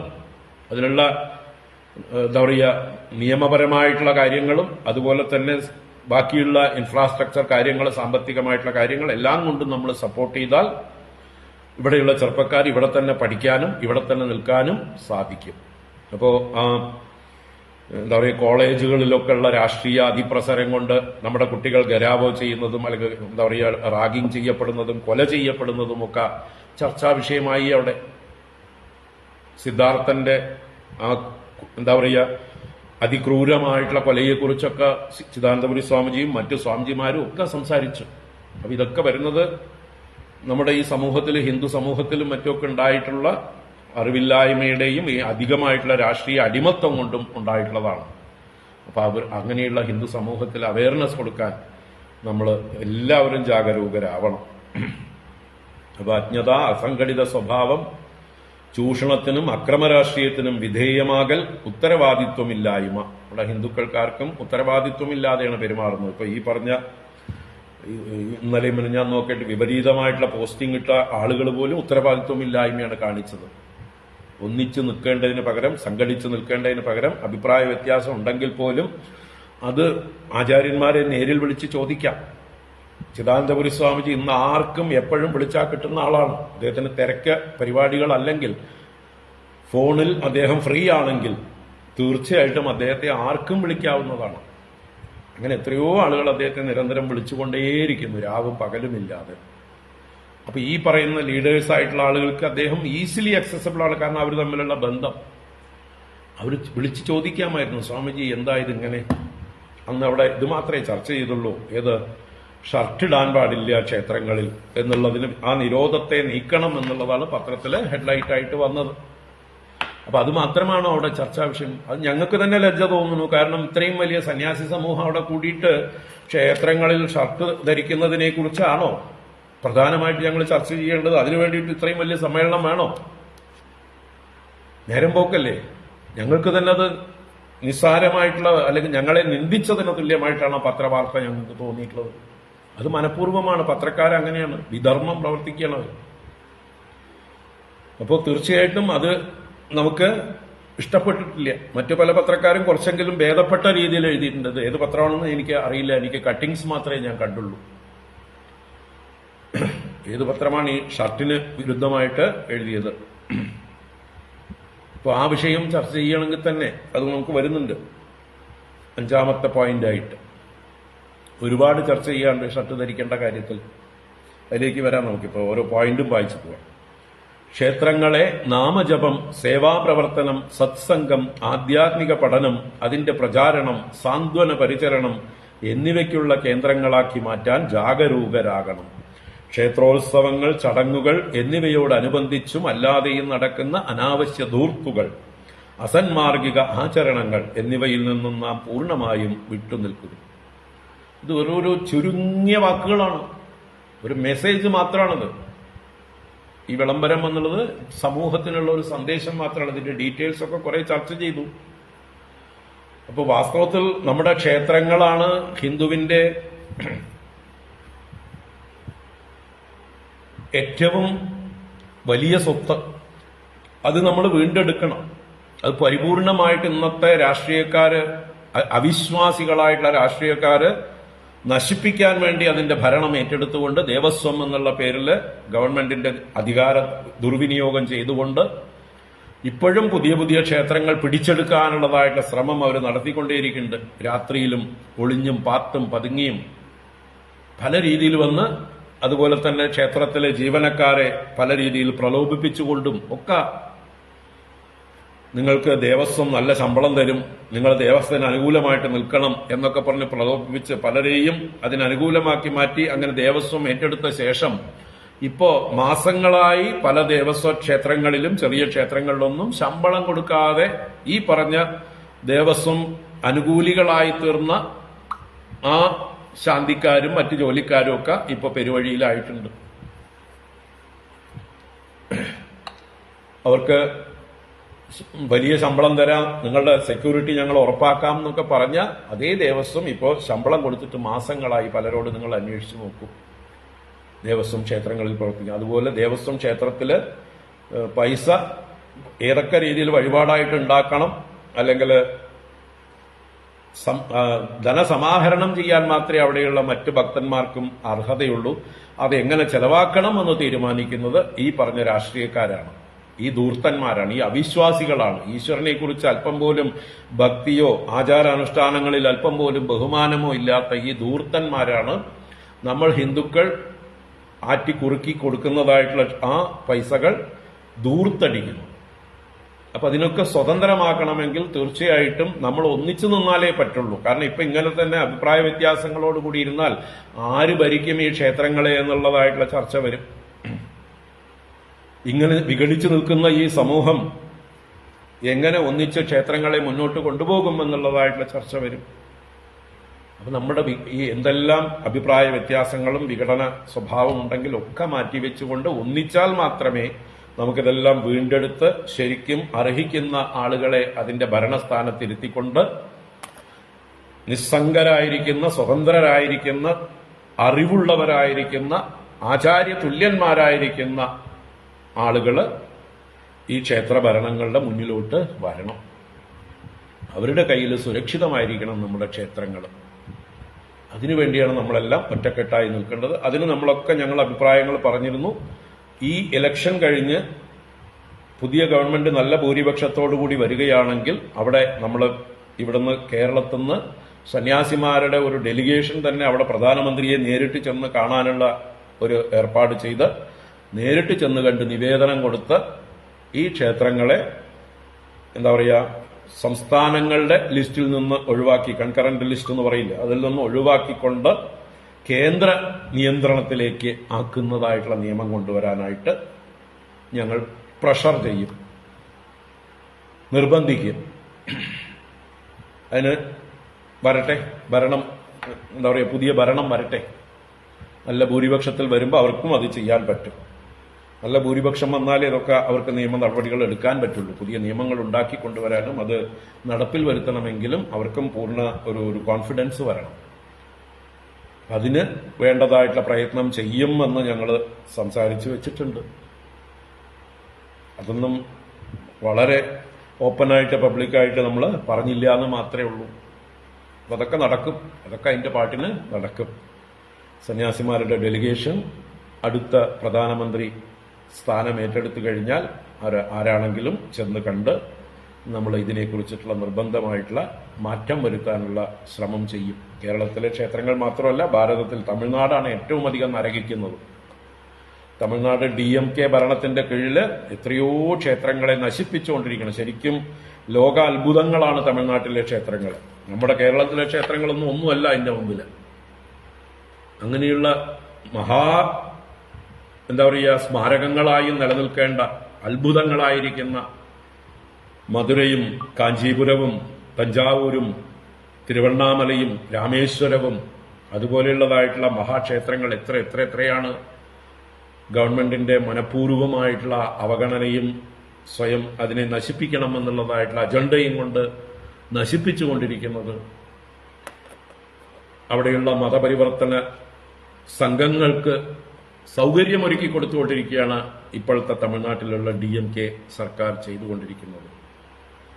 അപ്പം അതുപോലെ കർണാടകയിലും ഇന്നാൾ പുതിയ ഗവൺമെന്റ് വന്നപ്പോൾ ആന്റി ഹിന്ദു ആയിട്ടുള്ള ഒരുപാട് നടപടികൾ ഉണ്ടായി, ഒരുപാട് നിയമങ്ങൾ കൊണ്ടുവരുന്നുണ്ട്. ഇതൊക്കെ മാറ്റണമെങ്കിൽ ക്ഷേത്രങ്ങൾ അത് കേന്ദ്ര നിയന്ത്രണത്തിലായിക്കോട്ടെ, നമ്മളെല്ലാം അക്കൗണ്ടബിൾ ആയിക്കോട്ടെ. പക്ഷെ ഭരണം നല്ല ഭക്തിയുള്ള ആളുകളുടെ കയ്യിൽ ആവണം. കാര്യഗൗരവമുള്ളവരുടെ, അറിവുള്ളവരുടെ, കാര്യപ്രാപ്തിയുള്ളവരുടെ, സമൂഹത്തിൽ എല്ലാവരുടെയും ബഹുമാനം കിട്ടുന്ന ആളുകളിൽ ഭരിക്കട്ടെ. അതാത് ദേശത്തുള്ള പ്രമുഖരെ അതിൽ ഉൾപ്പെടുത്തിക്കൊണ്ടും ന്യൂട്രലായിട്ടുള്ള കുറച്ച് ആളുകളെ പുറത്തുനിന്നും അതിൽ അംഗങ്ങളാക്കിക്കൊണ്ട് ഓരോ മഹാക്ഷേത്രങ്ങളും നിയന്ത്രിക്കണം. നല്ല നിയന്ത്രണം വേണം, ധൂർത്തില്ലാതാക്കണം. ഇപ്പൊ നമ്മുടെ ക്ഷേത്രങ്ങളിൽ എത്രയാ ധൂർത്തുകൾ നടക്കുന്നത്. ഉത്സവങ്ങളുടെ പേരിൽ ആനയുടെയും കരിമരുന്നിന്റെയും പേരിൽ നാരായണ ഗുരുദേവൻ എന്നോ പറഞ്ഞു 2 കരികളും ഉപേക്ഷിക്കാനായിക്കൊണ്ട്. വീരന്മാരെയും കരിമരുന്നും നമ്മുടെ ക്ഷേത്രങ്ങളിൽ നിന്ന് ഒഴിവാക്കാനായിട്ട് നാരായണ ഗുരുദേവൻ എന്നോ പറഞ്ഞു. ആ നാരായണ ഗുരുദേവൻ പ്രതിഷ്ഠിച്ച ക്ഷേത്രങ്ങളിലും ഇപ്പോൾ മത്സരിച്ച് കരിമരുന്ന് നടക്കുന്നുണ്ട്. ദിവസവും എന്ന് പറഞ്ഞ പോലെ പല ഉത്സവ സീസൺ മുഴുവൻ നടക്കുന്നുണ്ട്. അതൊക്കെ കുറയ്ക്കണം. അതൊക്കെ ഹിന്ദുക്കളുടെ പണം വെറുതെ കത്തിപ്പോവുകയാണ്. ഏകദേശം 30,000 കോടി രൂപയാണ് ഉത്സവങ്ങൾക്ക് വേണ്ടി ക്ഷേത്രങ്ങളിൽ കേരളത്തിൽ പൊടിക്കുന്നത്. ഈ 30,000 കോടിയിൽ ഒരു എന്താ പറയുക, പകുതി ഉണ്ടെങ്കിൽ ഹിന്ദുക്കളുടെ എന്തെല്ലാം പ്രശ്നങ്ങൾ തീർക്കാം, എത്ര ദാരിദ്ര്യം ഒഴിവാക്കാം, അവർക്ക് വേണ്ടി എന്തെല്ലാം പ്രസ്ഥാനങ്ങൾ തുടങ്ങാം. അപ്പോൾ അങ്ങനെയുള്ള ധൂർത്തുകളെ നിയന്ത്രിക്കണമെങ്കിൽ അതിന് അറിവുള്ള ആചാര്യന്മാരുടെ നേതൃത്വത്തിലുള്ള ഭരണം ക്ഷേത്രങ്ങളിൽ വരണം. അതൊക്കെയാണ് ഞങ്ങൾ ചർച്ച ചെയ്തത്. അപ്പോൾ അതൊക്കെ എല്ലാവരുടെയും ശ്രദ്ധയിലിരിക്കട്ടെ. അപ്പോൾ അസന്മാർഗിക ആചരണങ്ങളും ധൂർത്തുകളും ഒഴിവാക്കാൻ പൂർണ്ണമായും വിട്ടു നിൽക്കുക.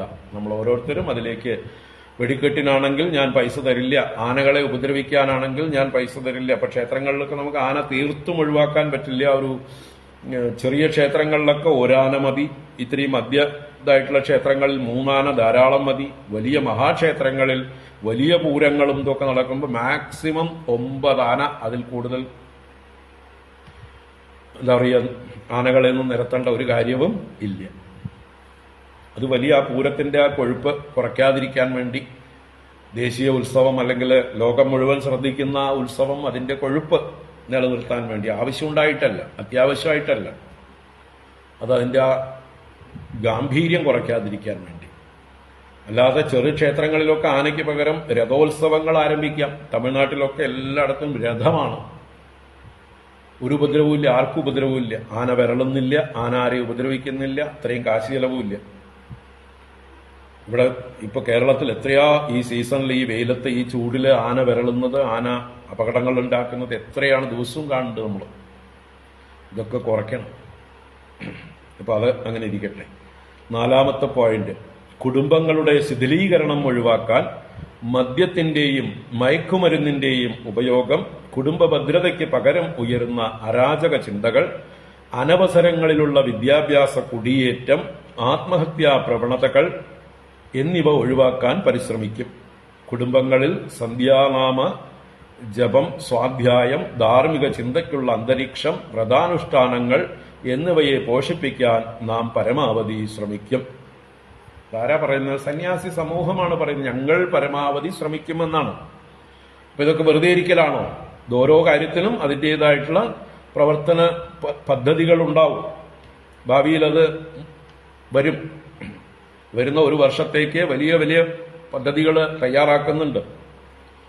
അപ്പൊ കുടുംബങ്ങളുടെ ശിഥിലീകരണം, കാരണം നമ്മുടെ സനാതനധർമ്മം ഭാരതത്തിൽ നിലനിൽക്കുന്നത് കുടുംബം നിലനിൽക്കുന്നത് കൊണ്ടാണ്. കുടുംബ ബന്ധങ്ങളിലൂടെയാണ് ഈ ധർമ്മം നിലനിൽക്കുന്നത്. അപ്പൊ ആ കുടുംബ ബന്ധം ഇന്ന് അഴിഞ്ഞു ഒലഞ്ഞിരിക്കുകയാണ്, ഒരു വ്യവസ്ഥയും ഇല്ലാതായിരിക്കുകയാണ്. കുറെ ജന്തുക്കളുടെ കൂട്ടം ആയിട്ട് മാറിയിരിക്കുന്നു കുടുംബങ്ങൾ. അതും ന്യൂക്ലിയർ കുടുംബങ്ങളായും ഒക്കെ ചെറുതായി ഇപ്പൊ കുട്ടികളെ ഇല്ലാത്ത കുടുംബങ്ങളായി മാറിയിരിക്കുന്നു. അപ്പൊ അങ്ങനെയുള്ള ശിഥിലീകരണം ഒഴിവാക്കാൻ അതില് മദ്യത്തിനും മയക്കുമരുന്നിനുള്ളതായിട്ടുള്ള ആ വലിയ പങ്ക് അത് ചർച്ച ചെയ്തു. ആ മയക്കുമരുന്നിനെ ഇന്ന് പ്രൊമോട്ട് ചെയ്യുന്നത് ഈ രാഷ്ട്രീയക്കാർ തന്നെയാണ്. ഇവരുടെ സപ്പോർട്ടില്ലാതെ ഒരു മയക്കുമരുന്ന് ലോബിയും ഇവിടെ പ്രവർത്തിക്കില്ല. കേരളത്തിലും തമിഴ്നാട്ടിലും കർണാടകയിലും ഒക്കെ ഏറ്റവും അധികം മയക്കുമരുന്നിനെ പ്രോത്സാഹിപ്പിക്കുന്നത്, അവർക്ക് വേണ്ട എല്ലാ സപ്പോർട്ടും ചെയ്യുന്നത് ഈ ഭരിക്കുന്ന രാഷ്ട്രീയക്കാരാണ്. അവരുടെ സഹായം ഇല്ലാതെ ഇവർക്ക് സാധിക്കില്ല. ഈ മയക്കുമരുന്നിന്റെ ഉദ്ദേശം തന്നെ ഹിന്ദു സമൂഹത്തെ നശിപ്പിക്കുക എന്നുള്ളതാണ്. അതിന്റെ വിതരണക്കാര്, അതിന്റെ മൊത്തക്കച്ചവടക്കാരൊക്കെ അന്വേഷിച്ചാൽ നിങ്ങൾക്ക് മനസ്സിലാവും അന്യമതസ്ഥരാണെന്ന്. ആ അന്യമതസ്ഥർ ഹിന്ദു കുടുംബങ്ങളെ ശിഥിലമാക്കാൻ വേണ്ടി ഹിന്ദു പെൺകുട്ടികളെ അടക്കം ആൺകുട്ടികളെയും ചെറുപ്രായത്തിൽ തന്നെ മയക്കുമരുന്നുകൾക്ക് അടിമകളാക്കി അവരെ മനോവൈകല്യമുള്ളവരാക്കി മാറ്റുക. അങ്ങനെ ഹിന്ദു കുടുംബങ്ങളെ ശിഥിലമാക്കാൻ വേണ്ടി ചെയ്യുന്ന ഒരു ജിഹാദാണ് ഇത്, ഡ്രഗ്സ് ജിഹാദ്. അത് പറഞ്ഞിട്ടുണ്ട്, പല പണ്ഡിതന്മാരും പറഞ്ഞിട്ടുണ്ട്, പല ഉദ്യോഗസ്ഥന്മാരും പറഞ്ഞിട്ടുണ്ട്. ഡ്രഗ് ജിഹാദ് ഇതിവിടെയുണ്ട്. ഇത് സൗത്ത് ഇന്ത്യയിലാണ് ഏറ്റവും കൂടുതലായിട്ടുള്ളത്. ഈ 3 സംസ്ഥാനങ്ങളിലാണ് കൂടുതലായിട്ടുള്ളത്. അതിന് ഇവിടുത്തെ ഭരണ കക്ഷികൾ ഫുൾ സപ്പോർട്ടാണ്. അവർക്ക് അതിന് കോടികൾ പ്രതിഫലം കിട്ടും. ഇത് മുഴുവൻ വിതരണം ചെയ്യുന്നതിന് വേണ്ട സഹായം ചെയ്തു കൊടുത്താൽ പോലീസ് കേസെടുക്കാതെ, എക്സൈസ് കേസെടുക്കാതെ, എക്സൈസും പോലീസും വെറും കൈകെട്ടി നോക്കി നിൽക്കുന്നത്, വെറും സാക്ഷികളാണ്. അവർക്കൊന്നും ചെയ്യാൻ പറ്റില്ല. കാരണം ഭരിക്കുന്നവർ അവർക്ക് അധികാരം കൊടുത്തിട്ടില്ല. അങ്ങനെ അതെല്ലാം നടക്കുന്നുണ്ട്. മദ്യം, മയക്കുമരുന്നുകളുടെ ഉപയോഗം, കുടുംബ ഭദ്രതയ്ക്ക് പകരം ഉയരുന്ന അരാജക ചിന്തകൾ, കുടുംബത്തിലുണ്ടാകുന്ന ഞാനോ മേലെ നീയെ മേലെ എന്നുള്ളതായിട്ടുള്ള കലഹങ്ങളും മറ്റ് പലതരത്തിലുള്ള വ്യഭിചാരങ്ങളും എല്ലാം കൊണ്ടും, അതുപോലെ അനവസരങ്ങളിലുള്ള വിദ്യാഭ്യാസ കുടിയേറ്റം. കുട്ടികൾ ഇവിടെ പഠിക്കാൻ സൗകര്യം ഉണ്ടെങ്കിൽ പോലും വേണ്ട, ഞങ്ങൾ പുറത്തുപോയേ പഠിക്കൂ എന്ന് പറഞ്ഞ് 12ാം ക്ലാസ് കഴിയുമ്പോഴേക്കും പുറത്തേക്ക് പോകുന്ന ഒരു പ്രവണത നമ്മുടെ കുട്ടികളിൽ കൂടി വരികയാണ്. അപ്പൊ ഇവിടെയും നല്ല പ്രൈവറ്റ് കോളേജുകളൊക്കെ ഇവിടെയും ഉണ്ട്. അതിലൊന്നും കുട്ടികളില്ല. അപ്പോൾ പല പ്രൈവറ്റ് കോളേജുകൾ നന്നായിട്ട് വെൽ മാനേജ്ഡ് ആയിട്ട് രാഷ്ട്രീയമില്ലാത്തതായിട്ടുള്ള കോളേജുകളൊക്കെ ഉണ്ട്. ഹിന്ദുക്കൾ നടത്തുന്ന കോളേജുകളുണ്ട്. അവിടെയും ആളുകളെ കിട്ടാനില്ല, അവരൊക്കെ പുറത്തു പോവാണ്. നല്ല എഞ്ചിനീയറിംഗ്, മെഡിക്കൽ ആയിട്ടുള്ള പ്രൊഫഷണൽ കോളേജുകളൊക്കെ ഇവിടെയുണ്ട്. അതിനെയൊക്കെ നശിപ്പിക്കാൻ ശ്രമിക്കുന്നുണ്ട്.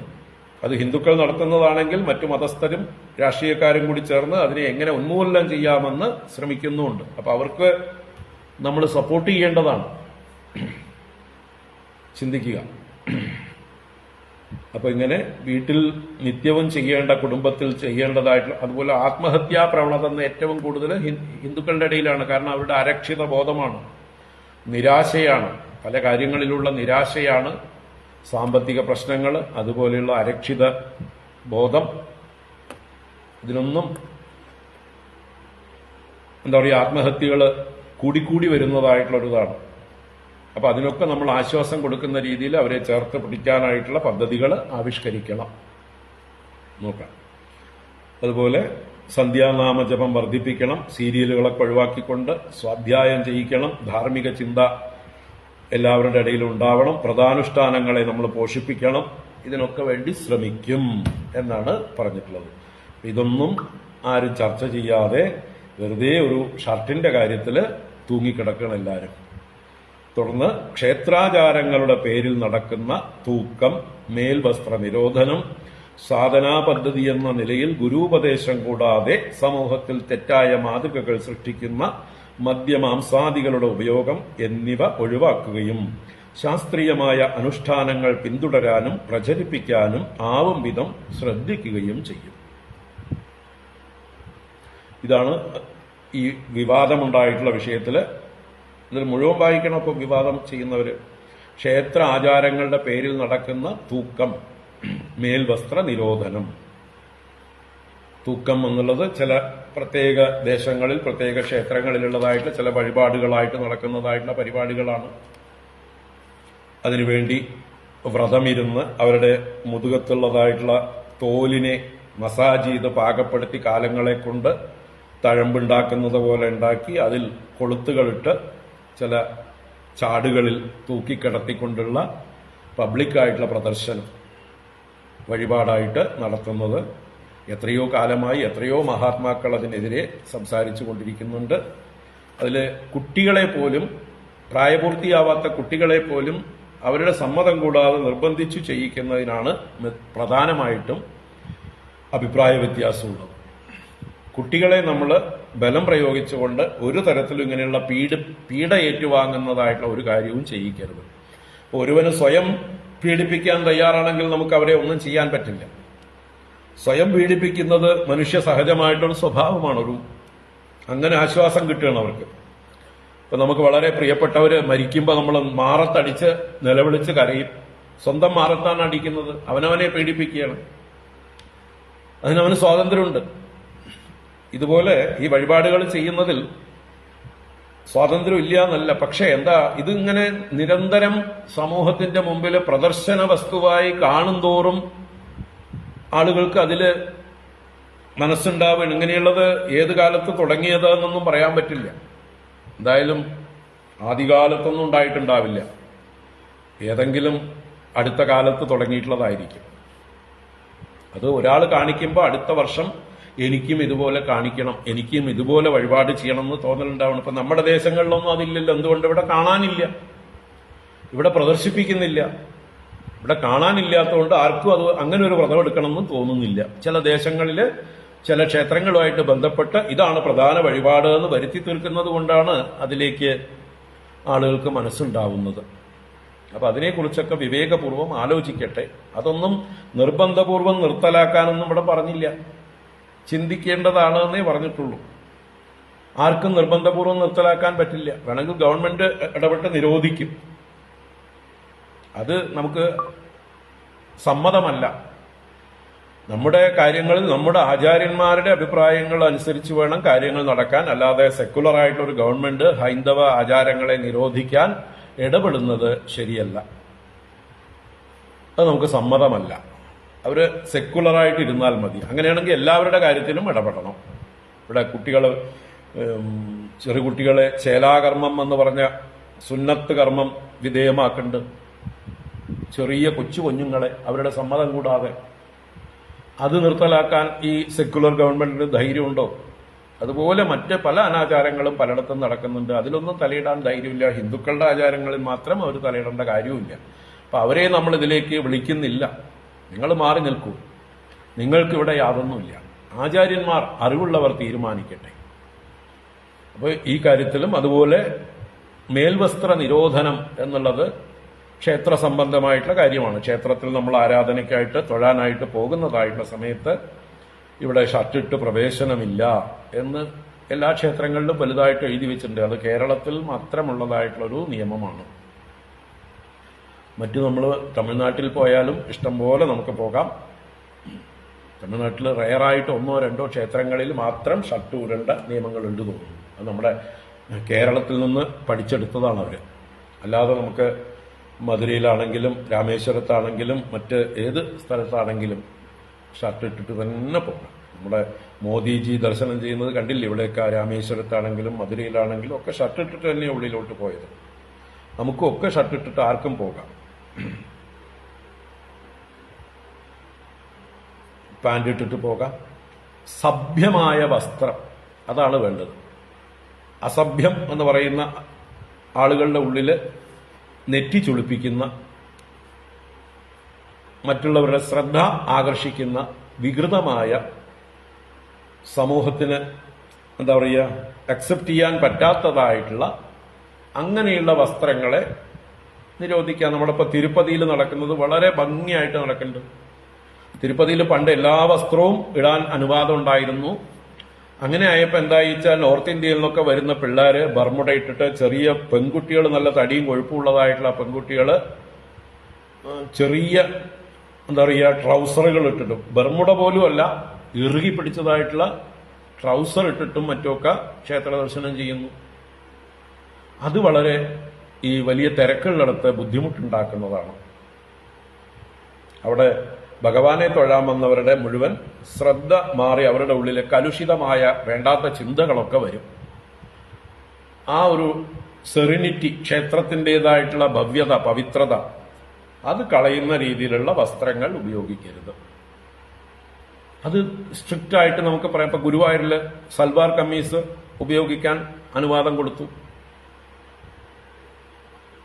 അത് സഭ്യമായിട്ടുള്ളതാണ്. സാരിയേക്കാളും സേഫാണ്, സ്ത്രീകൾക്ക് സൗകര്യമാണ്, ശരീരം മുഴുവൻ കവർ ചെയ്യുന്നതാണ്, വളരെ സൗകര്യമാണ്. മറ്റത് സാരിയൊക്കെ അവിടെയും ഇവിടെയൊക്കെ മാറിപ്പോവും. തിരക്കുണ്ടെങ്കിൽ ചിലപ്പോൾ പിടിയും വലിയൊക്കെ ആയിട്ട് എന്താ പറയുക, മുകളിലിട്ടിരിക്കുന്ന മുന്താണിയൊക്കെ ആരെങ്കിലും കൊണ്ടുപോകും. പാഞ്ചാലി വസ്ത്രാക്ഷേപമൊക്കെ നടക്കും. അപ്പൊ അതിനൊക്കെ ചുരിദാർ പോലെയുള്ളതായിട്ടുള്ള വസ്ത്രങ്ങൾ വളരെ സൗകര്യമാണ്. അപ്പൊ സഭ്യം എന്നുള്ളതാണ് നമ്മളവിടെ ഉപയോഗിക്കേണ്ടതായിട്ടുള്ള കാര്യം. ഏറ്റവും സഭ്യമായിട്ടുള്ള വസ്ത്രങ്ങൾ. ഇപ്പൊ എല്ലായിടത്തെയും വസ്ത്രരീതി ഒരുപോലെയല്ല. അതുപോലെ തലമുറകൾ കഴിയുമ്പോൾ മാറി വരുന്നുണ്ട്. അപ്പോഴും നമ്മൾ സഭ്യമായത് എന്ന് പ്രത്യേകം ഒരു സങ്കല്പം വെച്ചുകൊണ്ട് അത് ഏതൊക്കെ സഭ്യം എന്ന് നിശ്ചയിക്കണം. എന്ന് വെച്ചാൽ മറ്റുള്ളവരുടെ നെറ്റി ചുളിപ്പിക്കുന്നതും കാമചിന്തകളെ ഉദ്ദീപിപ്പിക്കുന്നതുമായിട്ടുള്ള രീതിയിലുള്ള വസ്ത്രങ്ങൾ ബാൻ ചെയ്യാം തീർച്ചയായിട്ടും.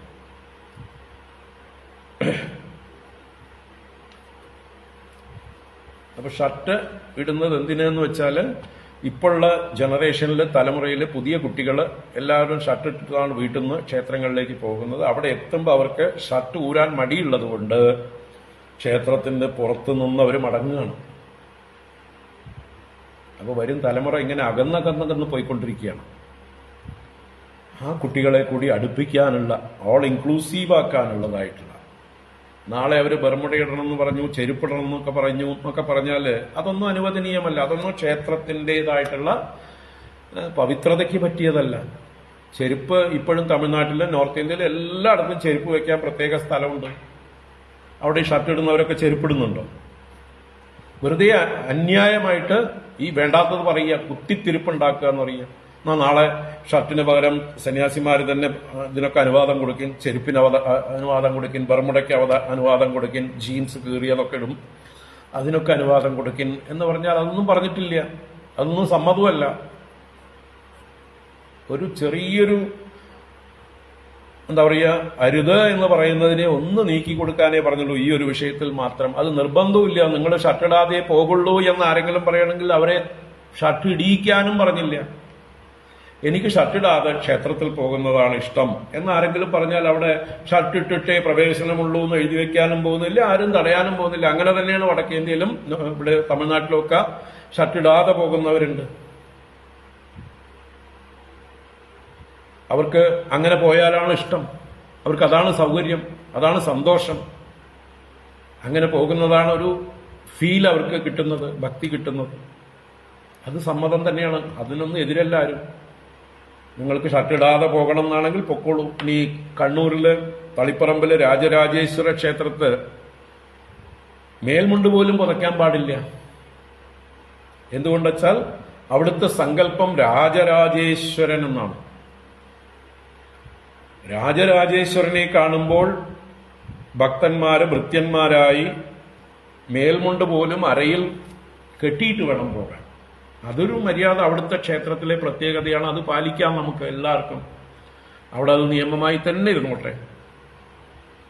അതും പകലൊക്കെ പുരുഷന്മാർക്ക് മാത്രമേ അവിടെ പ്രവേശനമുള്ളൂ, അതും ഒരു നിയമമാണ്. സ്ത്രീകൾക്ക് രാത്രിയിലെ അവസാനത്തെ കുറച്ചു നേരം 8 മണിക്കോ മറ്റാണ് ഒരു പ്രവേശനം ഉള്ളത്. കുറച്ചു നേരേ ഉള്ളൂ പ്രവേശനം. അതും ഒരു നിയമമാണ്, അത് മാറ്റണം എന്നാരും പറഞ്ഞില്ല. പകല് മുഴുവൻ സ്ത്രീകളെ കയറ്റണം, അത് ആ ക്ഷേത്രത്തിന്റെ ഒരു പ്രത്യേകമായിട്ടുള്ള നിയമമാണ്. നമ്മുടെ ശബരിമലയിൽ എങ്ങനെയാണോ യുവതികളെ മാത്രം, സ്ത്രീകളെ കയറ്റരുത് എന്ന് പറഞ്ഞിട്ടില്ല ശബരിമലയിൽ. ഇത്ര പ്രായം വരെ ഉള്ള കുട്ടികൾ, അതുപോലെ ഇത്ര പ്രായത്തിന് ശേഷമുള്ള അമ്മമാർ, അവിടെ സ്ത്രീകളെ നിരോധിച്ചിട്ടില്ല. സ്ത്രീ നിരോധനമല്ല അത്, സ്ത്രീ വിരോധവുമല്ല, സ്ത്രീ വിരുദ്ധമേ അല്ല. അവിടെ യുവതി എന്നുള്ളതായിട്ടുള്ളൊരു ഇതേ വെച്ചിട്ടുള്ളൂ. അത് ഭൂരിപക്ഷത്തിനും അത് തന്നെയാണ് അഭിപ്രായം. അതിനു വേണ്ടിയിട്ടാണ് ഹിന്ദുക്കൾ ഒന്നിച്ചു നിന്ന് പൊരുതിയത്. അതങ്ങനെ തന്നെ നിലനിൽക്കട്ടെ. ഏതെങ്കിലും കാലത്ത് ഭൂരിപക്ഷം മാറി മറിയുമ്പോൾ നിയമങ്ങൾ മാറുകയാണെങ്കിൽ അപ്പം നോക്കാം നമുക്ക്.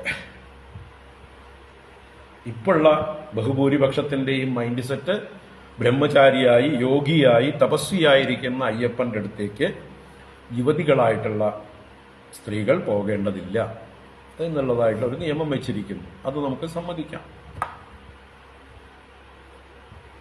കാലം എല്ലാറ്റിനെയും മാറ്റിമറിക്കും. അത് മാറുമ്പോൾ മാറട്ടെ. അല്ലെങ്കിലും ഒരു 100 വർഷം മുമ്പുള്ള ശബരിമലയല്ല, അവിടെയുള്ള നിയമങ്ങളല്ല ഇപ്പോൾ ഉള്ളതൊക്കെ. എത്രയോ മാറി. എല്ലായിടത്തും മാറ്റം ഉണ്ടാവും. ഈ മാറ്റങ്ങളെ ഉൾക്കൊള്ളാൻ കഴിവുള്ളതാണ് സനാതന ധർമ്മം. കാലാകാലങ്ങളിൽ എന്ത് മാറ്റം വേണമോ അത് അക്സെപ്റ്റ് ചെയ്യാൻ ഇവിടുത്തെ പണ്ഡിതന്മാർ, ആചാര്യന്മാർക്ക് യാതൊരു മടിയും ഇല്ല. അതാണ് സനാതനധർമ്മത്തിന്റെ ഫ്ലെക്സിബിലിറ്റി. അതാണ് അതിന്റെ മഹത്വം. എന്ന് പറഞ്ഞ് നമുക്ക് നിർബന്ധിച്ചും വാശി പിടിച്ചും ശണ്ട കൂടിയും കലുഷിതമാക്കിക്കൊണ്ടൊരു നിയമവും കൊണ്ടുവരേണ്ടതില്ല. ഇത് അഭിപ്രായം പറഞ്ഞിട്ടേ ഉള്ളൂ. ഇത് നടപ്പിൽ വരുത്തേണ്ടത് ആരാണ്? അതാത് ക്ഷേത്രങ്ങളോട് ബന്ധപ്പെട്ടവരാണ്. ഇന്ന ക്ഷേത്രങ്ങൾ ഓരോരുത്തർക്ക് തീരുമാനിക്കാം, അവിടെയുള്ള ക്ഷേത്ര ഭാരവാഹികൾക്ക് തീരുമാനിക്കാം, നമുക്ക് ഈ ബോർഡ് എടുത്ത് കളയാം. അല്ലാതെ ആരുടെ തലയിലും അടിച്ചേൽപ്പിക്കൽ. സന്യാസിമാർക്ക് അതിനുള്ള പവറൊന്നുമില്ല. സന്യാസിമാർ ആജ്ഞ പുറപ്പെടുവിച്ചതല്ല, അതിനുള്ള പവറൊന്നുമില്ല. അതാ ഈ പറയുന്ന ആളുകൾ തന്നെ, ഹിന്ദു നേതാക്കന്മാരെന്ന് പറയുന്നവർ തന്നെ എതിർക്കുമ്പോൾ പിന്നെ സാധാരണ ജനം എതിർക്കാതിരിക്കുമോ? വിവരമില്ലാത്ത സന്യാസിമാരെ കുറിച്ച് അറിവില്ലാത്ത, ഒരു പരിചയവുമില്ലാത്ത, അവരുടെ അറിവെന്താണ്, അവരെന്താ ചെയ്തുകൊണ്ടിരിക്കുന്നത്, ഒന്നും ധർമ്മബോധമില്ലാത്ത മൂഢജനങ്ങൾക്ക് സന്യാസിമാരെ അംഗീകരിക്കാൻ പറ്റുമോ? അതുകൊണ്ട് സന്യാസിമാര് വിചാരിച്ചാൽ ഇവിടെ നേരിട്ട് ഒരു മാറ്റവും വരുത്താൻ പറ്റില്ല. ആളുകളുടെ മൈൻഡ് സെറ്റിലേക്ക് ചില വിവേകം ചെയ്യാനുള്ള ചിന്തകൾ ഇട്ടുകൊടുക്കുക എന്ന് മാത്രമാണ് നമ്മളുടെ പ്രവൃത്തി. വിവേകം ചെയ്യുക, വിചാരം ചെയ്യുക, യുക്തമായത് തിരഞ്ഞെടുക്കുക. അല്ലാതെ അടിച്ചേൽപ്പിക്കാൻ നമുക്കാർക്കും ശക്തിയില്ല. വളരെ ന്യൂനപക്ഷമാണ് സന്യാസികൾ ഈ സമൂഹത്തിൽ. എന്ത് ചെയ്യാനാണ്? അപ്പൊ സന്യാസിമാർ വിചാരിച്ചാൽ ഇവിടെ മുഴുവൻ മാറ്റിമറിക്കാമെന്നൊന്നും നമ്മൾ ആരും വിചാരിച്ചിട്ടില്ല. അത്രയും വിഡ്ഢികളല്ല നമ്മൾ. അഭിപ്രായം ശാസ്ത്രത്തിന്റെ പ്രാമാണികത്വത്തിൽ വെച്ച് അഭിപ്രായം പറയുകയാണ്. അപ്പോൾ ഇന്ന് ക്ഷേത്രത്തില് ഏറ്റവും അധികം നിയന്ത്രണം ഉണ്ടാക്കുന്നത് തന്ത്രിമാരുടെ കീഴിലാണ്. അവരാണ് ഓരോ ക്ഷേത്രത്തിന്റെയും പ്രത്യേകതകൾ മനസ്സിലാക്കിക്കൊണ്ട് അവിടുത്തെ നിയമങ്ങൾ വ്യാഖ്യാനിക്കുന്നവര്. അവർക്ക് അറിവുള്ളവരാണെങ്കിൽ അവർ തീരുമാനിക്കട്ടെ. എല്ലാ ക്ഷേത്രത്തിലെ എല്ലാ തന്ത്രികളും മഹാപണ്ഡിതന്മാരാണെന്നൊന്നും നമ്മൾ വിചാരിക്കുന്നില്ല. അവർക്ക് അവരുടെ ആ കുലത്തൊഴിൽ പോലെ പാരമ്പര്യമായിട്ട് കിട്ടിയിട്ടുള്ള ആ വിദ്യ മാത്രം അവർ പഠിച്ചിട്ടുണ്ട്. അല്ലാതെ മൊത്തത്തിൽ സനാതനധർമ്മം എന്താണെന്നോ, എന്തിനു വേണ്ടിയാണ് ക്ഷേത്ര ആരാധനകളെന്നോ, ഏതൊക്കെ നമുക്ക് അനുവദിക്കാമെന്നോ ഏത് അനുവദനീയമല്ല എന്നോ ഉള്ളതായിട്ടുള്ള വലിയ ഗ്രാഹ്യത്യാജ്യ ബുദ്ധിയൊന്നും എല്ലാ തന്ത്രിമാർക്കൊന്നുമില്ല. നമുക്ക് പരിചയമുണ്ട്, ഒരുപാട് പേരെ അറിയാം. നല്ല പണ്ഡിതന്മാരായിട്ടുള്ളവരുണ്ട്, നല്ല അറിവുള്ള തന്ത്രിമാരുണ്ട്. അവർ നേതൃത്വം കൊടുക്കട്ടെ. അങ്ങനെയുള്ള അറിവുള്ളവർ മുമ്പോട്ട് വരട്ടെ, അവർ നേതൃത്വം കൊടുക്കട്ടെ. അല്ലാതെ വെറും പണമുണ്ടാക്കുന്നത് മാത്രം തന്ത്രമായി കൊണ്ടു നടക്കുന്ന ഒരുപാട് തന്ത്രിമാരുണ്ട്. നമ്മുടെയൊക്കെ പരിചയത്തിൽ ഒരുപാട് ക്ഷേത്രങ്ങള് ഒന്നിനും കൊള്ളാതെ ഇടിഞ്ഞു പൊളിഞ്ഞ് ഇതായിട്ട് കിടന്നിരുന്നതായിട്ടുള്ള പല ക്ഷേത്രങ്ങളും നവീകരിക്കാൻ അവിടുത്തെ നാട്ടുകാര് പാവം എല്ലാവരും കൂടി ഒത്തുകൂടി ആറ്റിക്കുറുക്കി നയാ പൈസകൾ ചേർത്ത് ആ ക്ഷേത്രത്തെ ഓരോ കഷ്ണമാക്കി പൂർത്തീകരിച്ച് വർഷങ്ങളെടുത്ത് പൂർത്തീകരിക്കും. അങ്ങനെ വർഷങ്ങളെടുത്ത് പൂർത്തീകരിച്ചു കഴിയുമ്പോൾ അതിന്റെ പ്രതിഷ്ഠാകർമ്മത്തിന് ഏതെങ്കിലും തന്ത്രിയെ വിളിക്കണം. കാരണം അവിടെ ഒരു തന്ത്രി എത്തി നോക്കിയിട്ടില്ല അത്രയും ദിവസം. ഒരു തന്ത്രി ഉണ്ടായിരുന്നില്ല അവിടെ. ആ തന്ത്രിക്ക് യാതൊരു താല്പര്യം ഉണ്ടായിരുന്നില്ല എങ്ങനെ ഒരു ക്ഷേത്രം പുനരുദ്ധരിക്കണമെന്ന്. അപ്പൊ ഇവര് ആരെങ്കിലുമൊക്കെ കണ്ടെത്തും.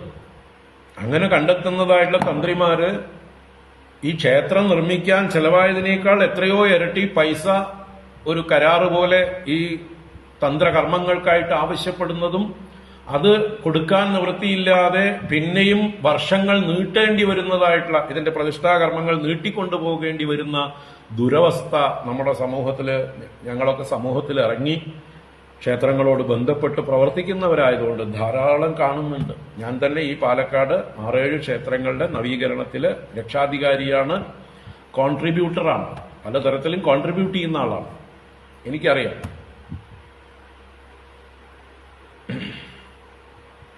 എത്രയോ കാലമായി നമ്മൾ ഈ രംഗത്ത് ഒബ്സർവ് ചെയ്യുന്ന കാര്യങ്ങളാണ്.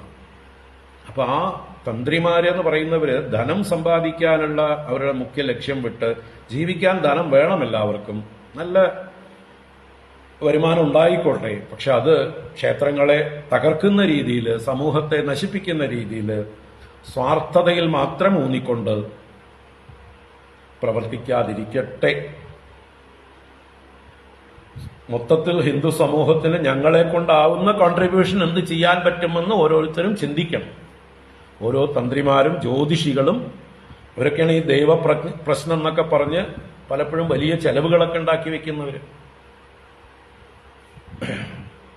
ശരിയായ രീതിയിൽ ജനങ്ങൾക്ക് നല്ലതെന്താണെന്നും ക്ഷേത്രത്തിന് നിലനിൽപ്പിന് നല്ലതെന്താണെന്നും ചിന്തിച്ചുകൊണ്ട് സമൂഹത്തിന് വേണ്ടി സ്വയം എന്തെങ്കിലും കോൺട്രിബ്യൂട്ട് ചെയ്യാനുള്ള മനസ്സുള്ളവരാവട്ടെ ഈ പറഞ്ഞ തന്ത്രിമാരും ജ്യോതിഷികളും ആചാര്യന്മാരും ഒക്കെ. അല്ലാതെ എനിക്ക് എന്ത് കിട്ടും, എനിക്ക് എന്ത് ഊറ്റിയെടുക്കാം, എന്ത് ചൂഷണം ചെയ്യാം എന്നുള്ള വിചാരമുള്ളവര് ആവരുത്. ഇപ്പൊ എല്ലാ തന്ത്രിമാരും ഒരുപോലെയുള്ളവരല്ല.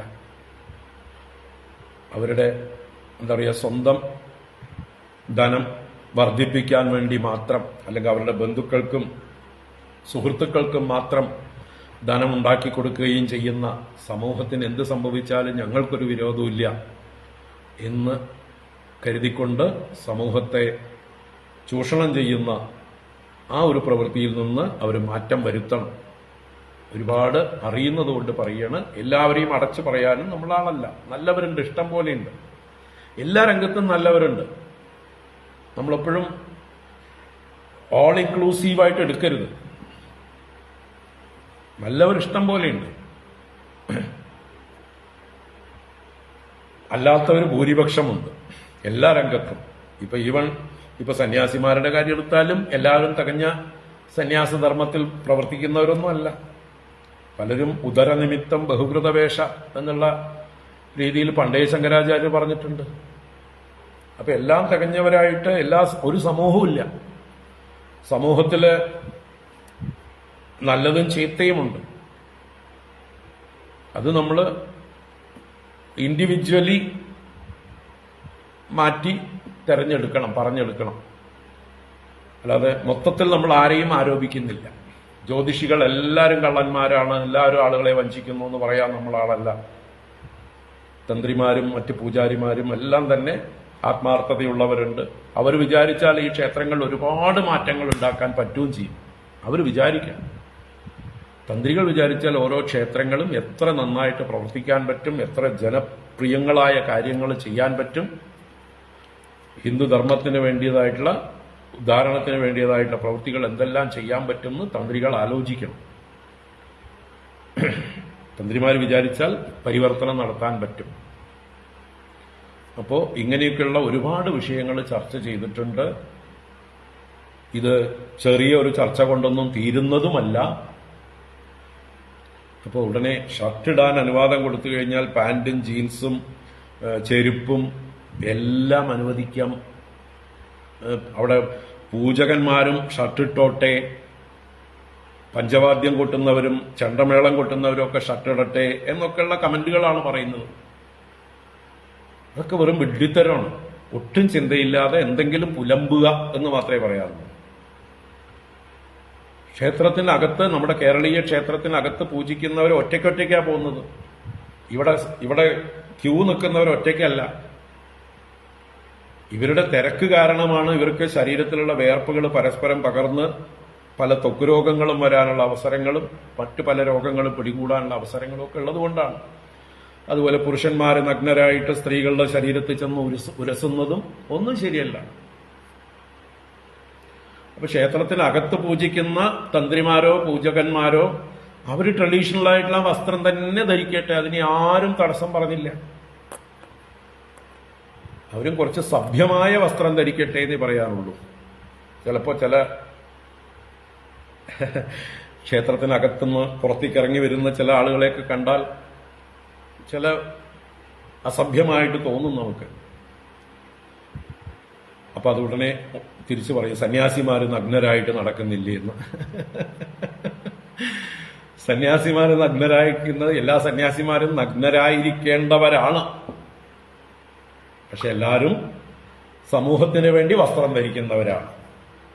എല്ലാവരും നഗ്നരായിരിക്കേണ്ടവരാണ്. ഞങ്ങളൊക്കെ സന്യസിക്കുമ്പോൾ ആ വിരജാഹോമം കഴിഞ്ഞ് എല്ലാം ഉപേക്ഷിച്ച് ശിഖയും ഉപവീതവും മേഖലയും എല്ലാം അറുത്ത് മുറിച്ച് എല്ലാ ബന്ധങ്ങളും വലിച്ചെറിഞ്ഞ് കൗബീനവും അഴിച്ചു കളഞ്ഞ് ഗംഗയിൽ മുങ്ങി അവിടുന്ന് നഗ്നരായി വടക്കോട്ട് പോകുന്നവരാണ്.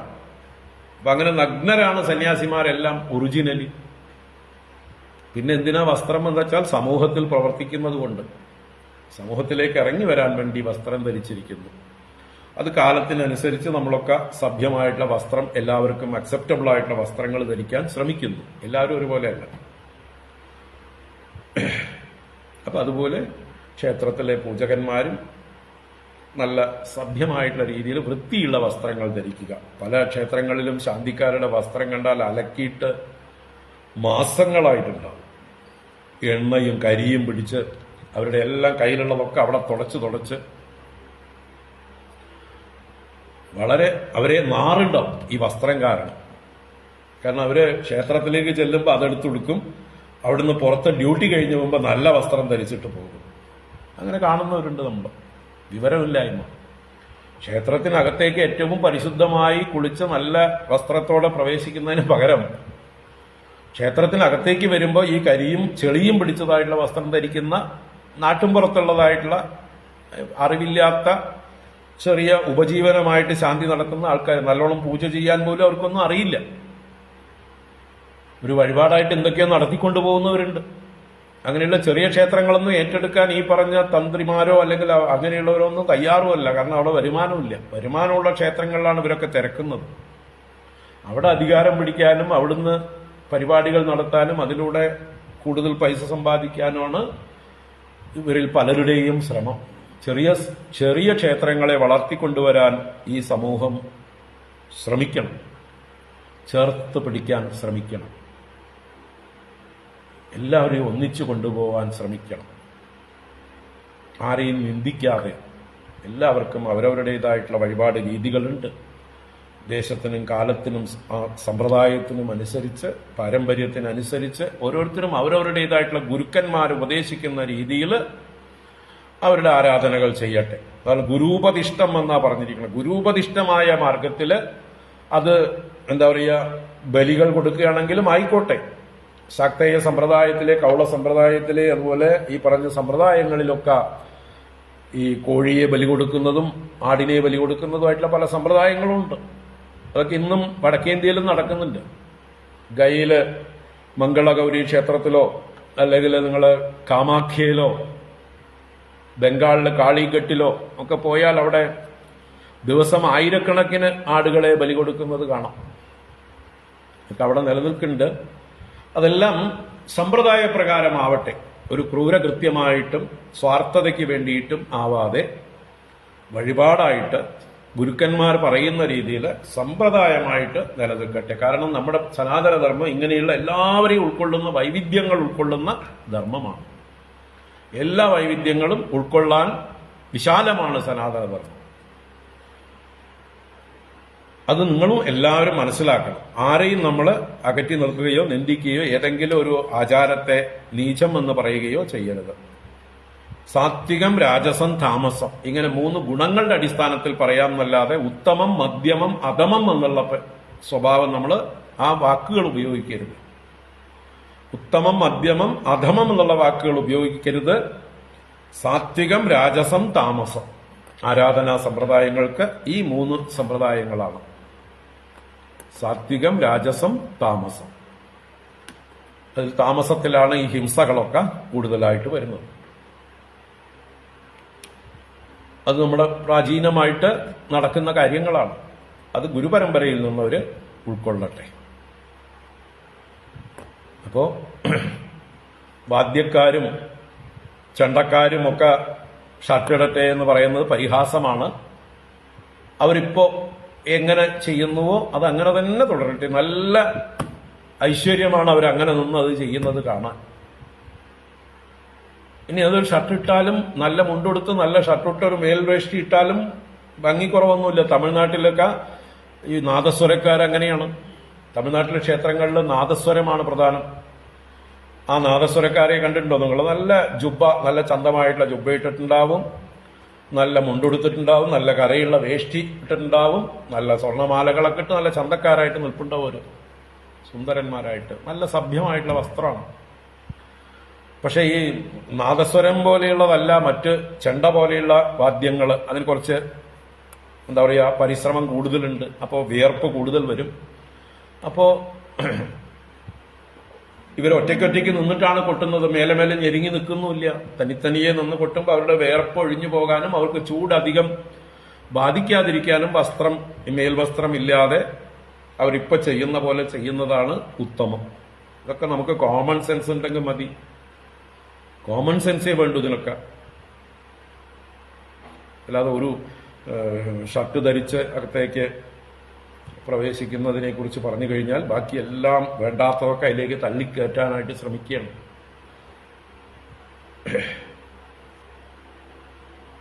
അപ്പൊ ഈ ഷർട്ട് ധരിക്കുകയാണെങ്കിൽ ഒരുപാട് ചെറുപ്പക്കാര് ക്ഷേത്രത്തിലേക്ക് വരാൻ തയ്യാറാവും. അതുപോലെ ക്ഷേത്രത്തിൽ തിരക്കുള്ളതായിട്ടുള്ള ക്ഷേത്രങ്ങളിൽ ഇങ്ങനെ ക്യൂ നിൽക്കുന്നതായിട്ടുള്ള സമയത്ത് ഒരുപാട് ബുദ്ധിമുട്ടുകൾ ഒഴിവാക്കാം. അതെല്ലാം വൃത്തിയുള്ള ഷർട്ടുകൾ ധരിക്കട്ടെ.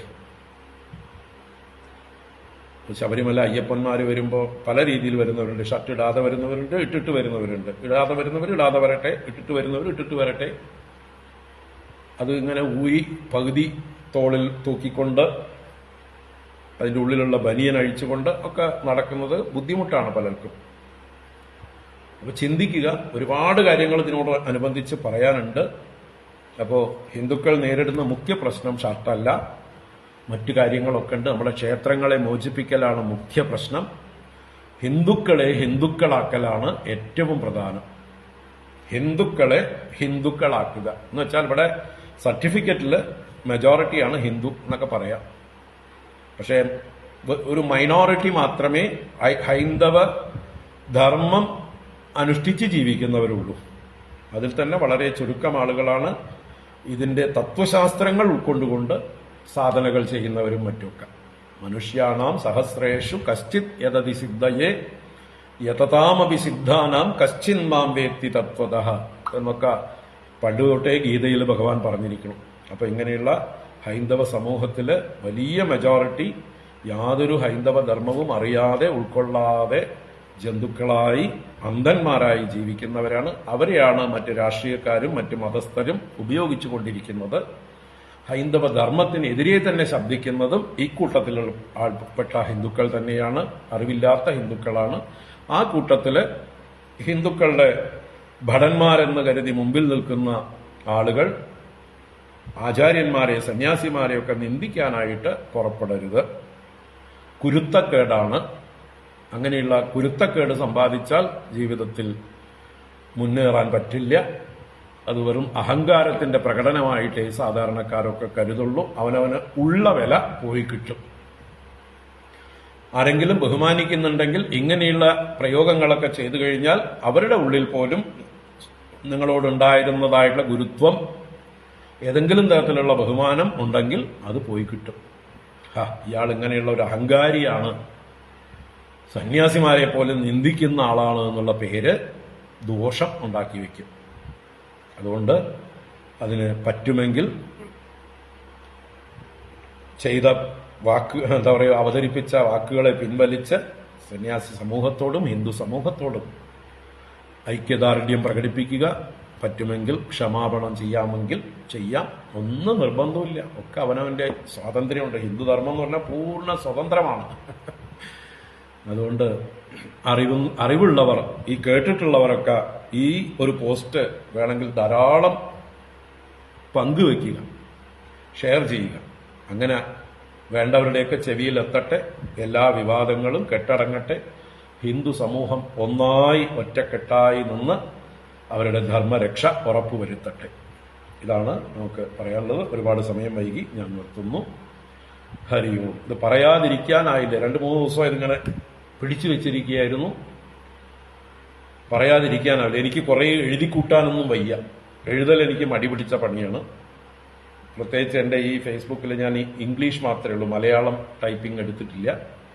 അപ്പോൾ എനിക്ക് ബുദ്ധിമുട്ടാണ്. അപ്പോൾ അതുകൊണ്ട് ഇത്രയും പറഞ്ഞു തീർത്തു. കുറേ പറഞ്ഞു, ഇനിയും കുറേ പറയാനുണ്ട്. നമുക്ക് സന്ദർഭം വരുമ്പോഴൊക്കെ ചർച്ച ചെയ്യാം. ഓം ശാന്തി ശാന്തി ശാന്തി. ഹരി ഓം. ശ്രീ ഗുരുഭ്യോ നമഃ. ഹരി ഓം. പരമാവധി പങ്കുവെക്കുക. ഹരി ഓം.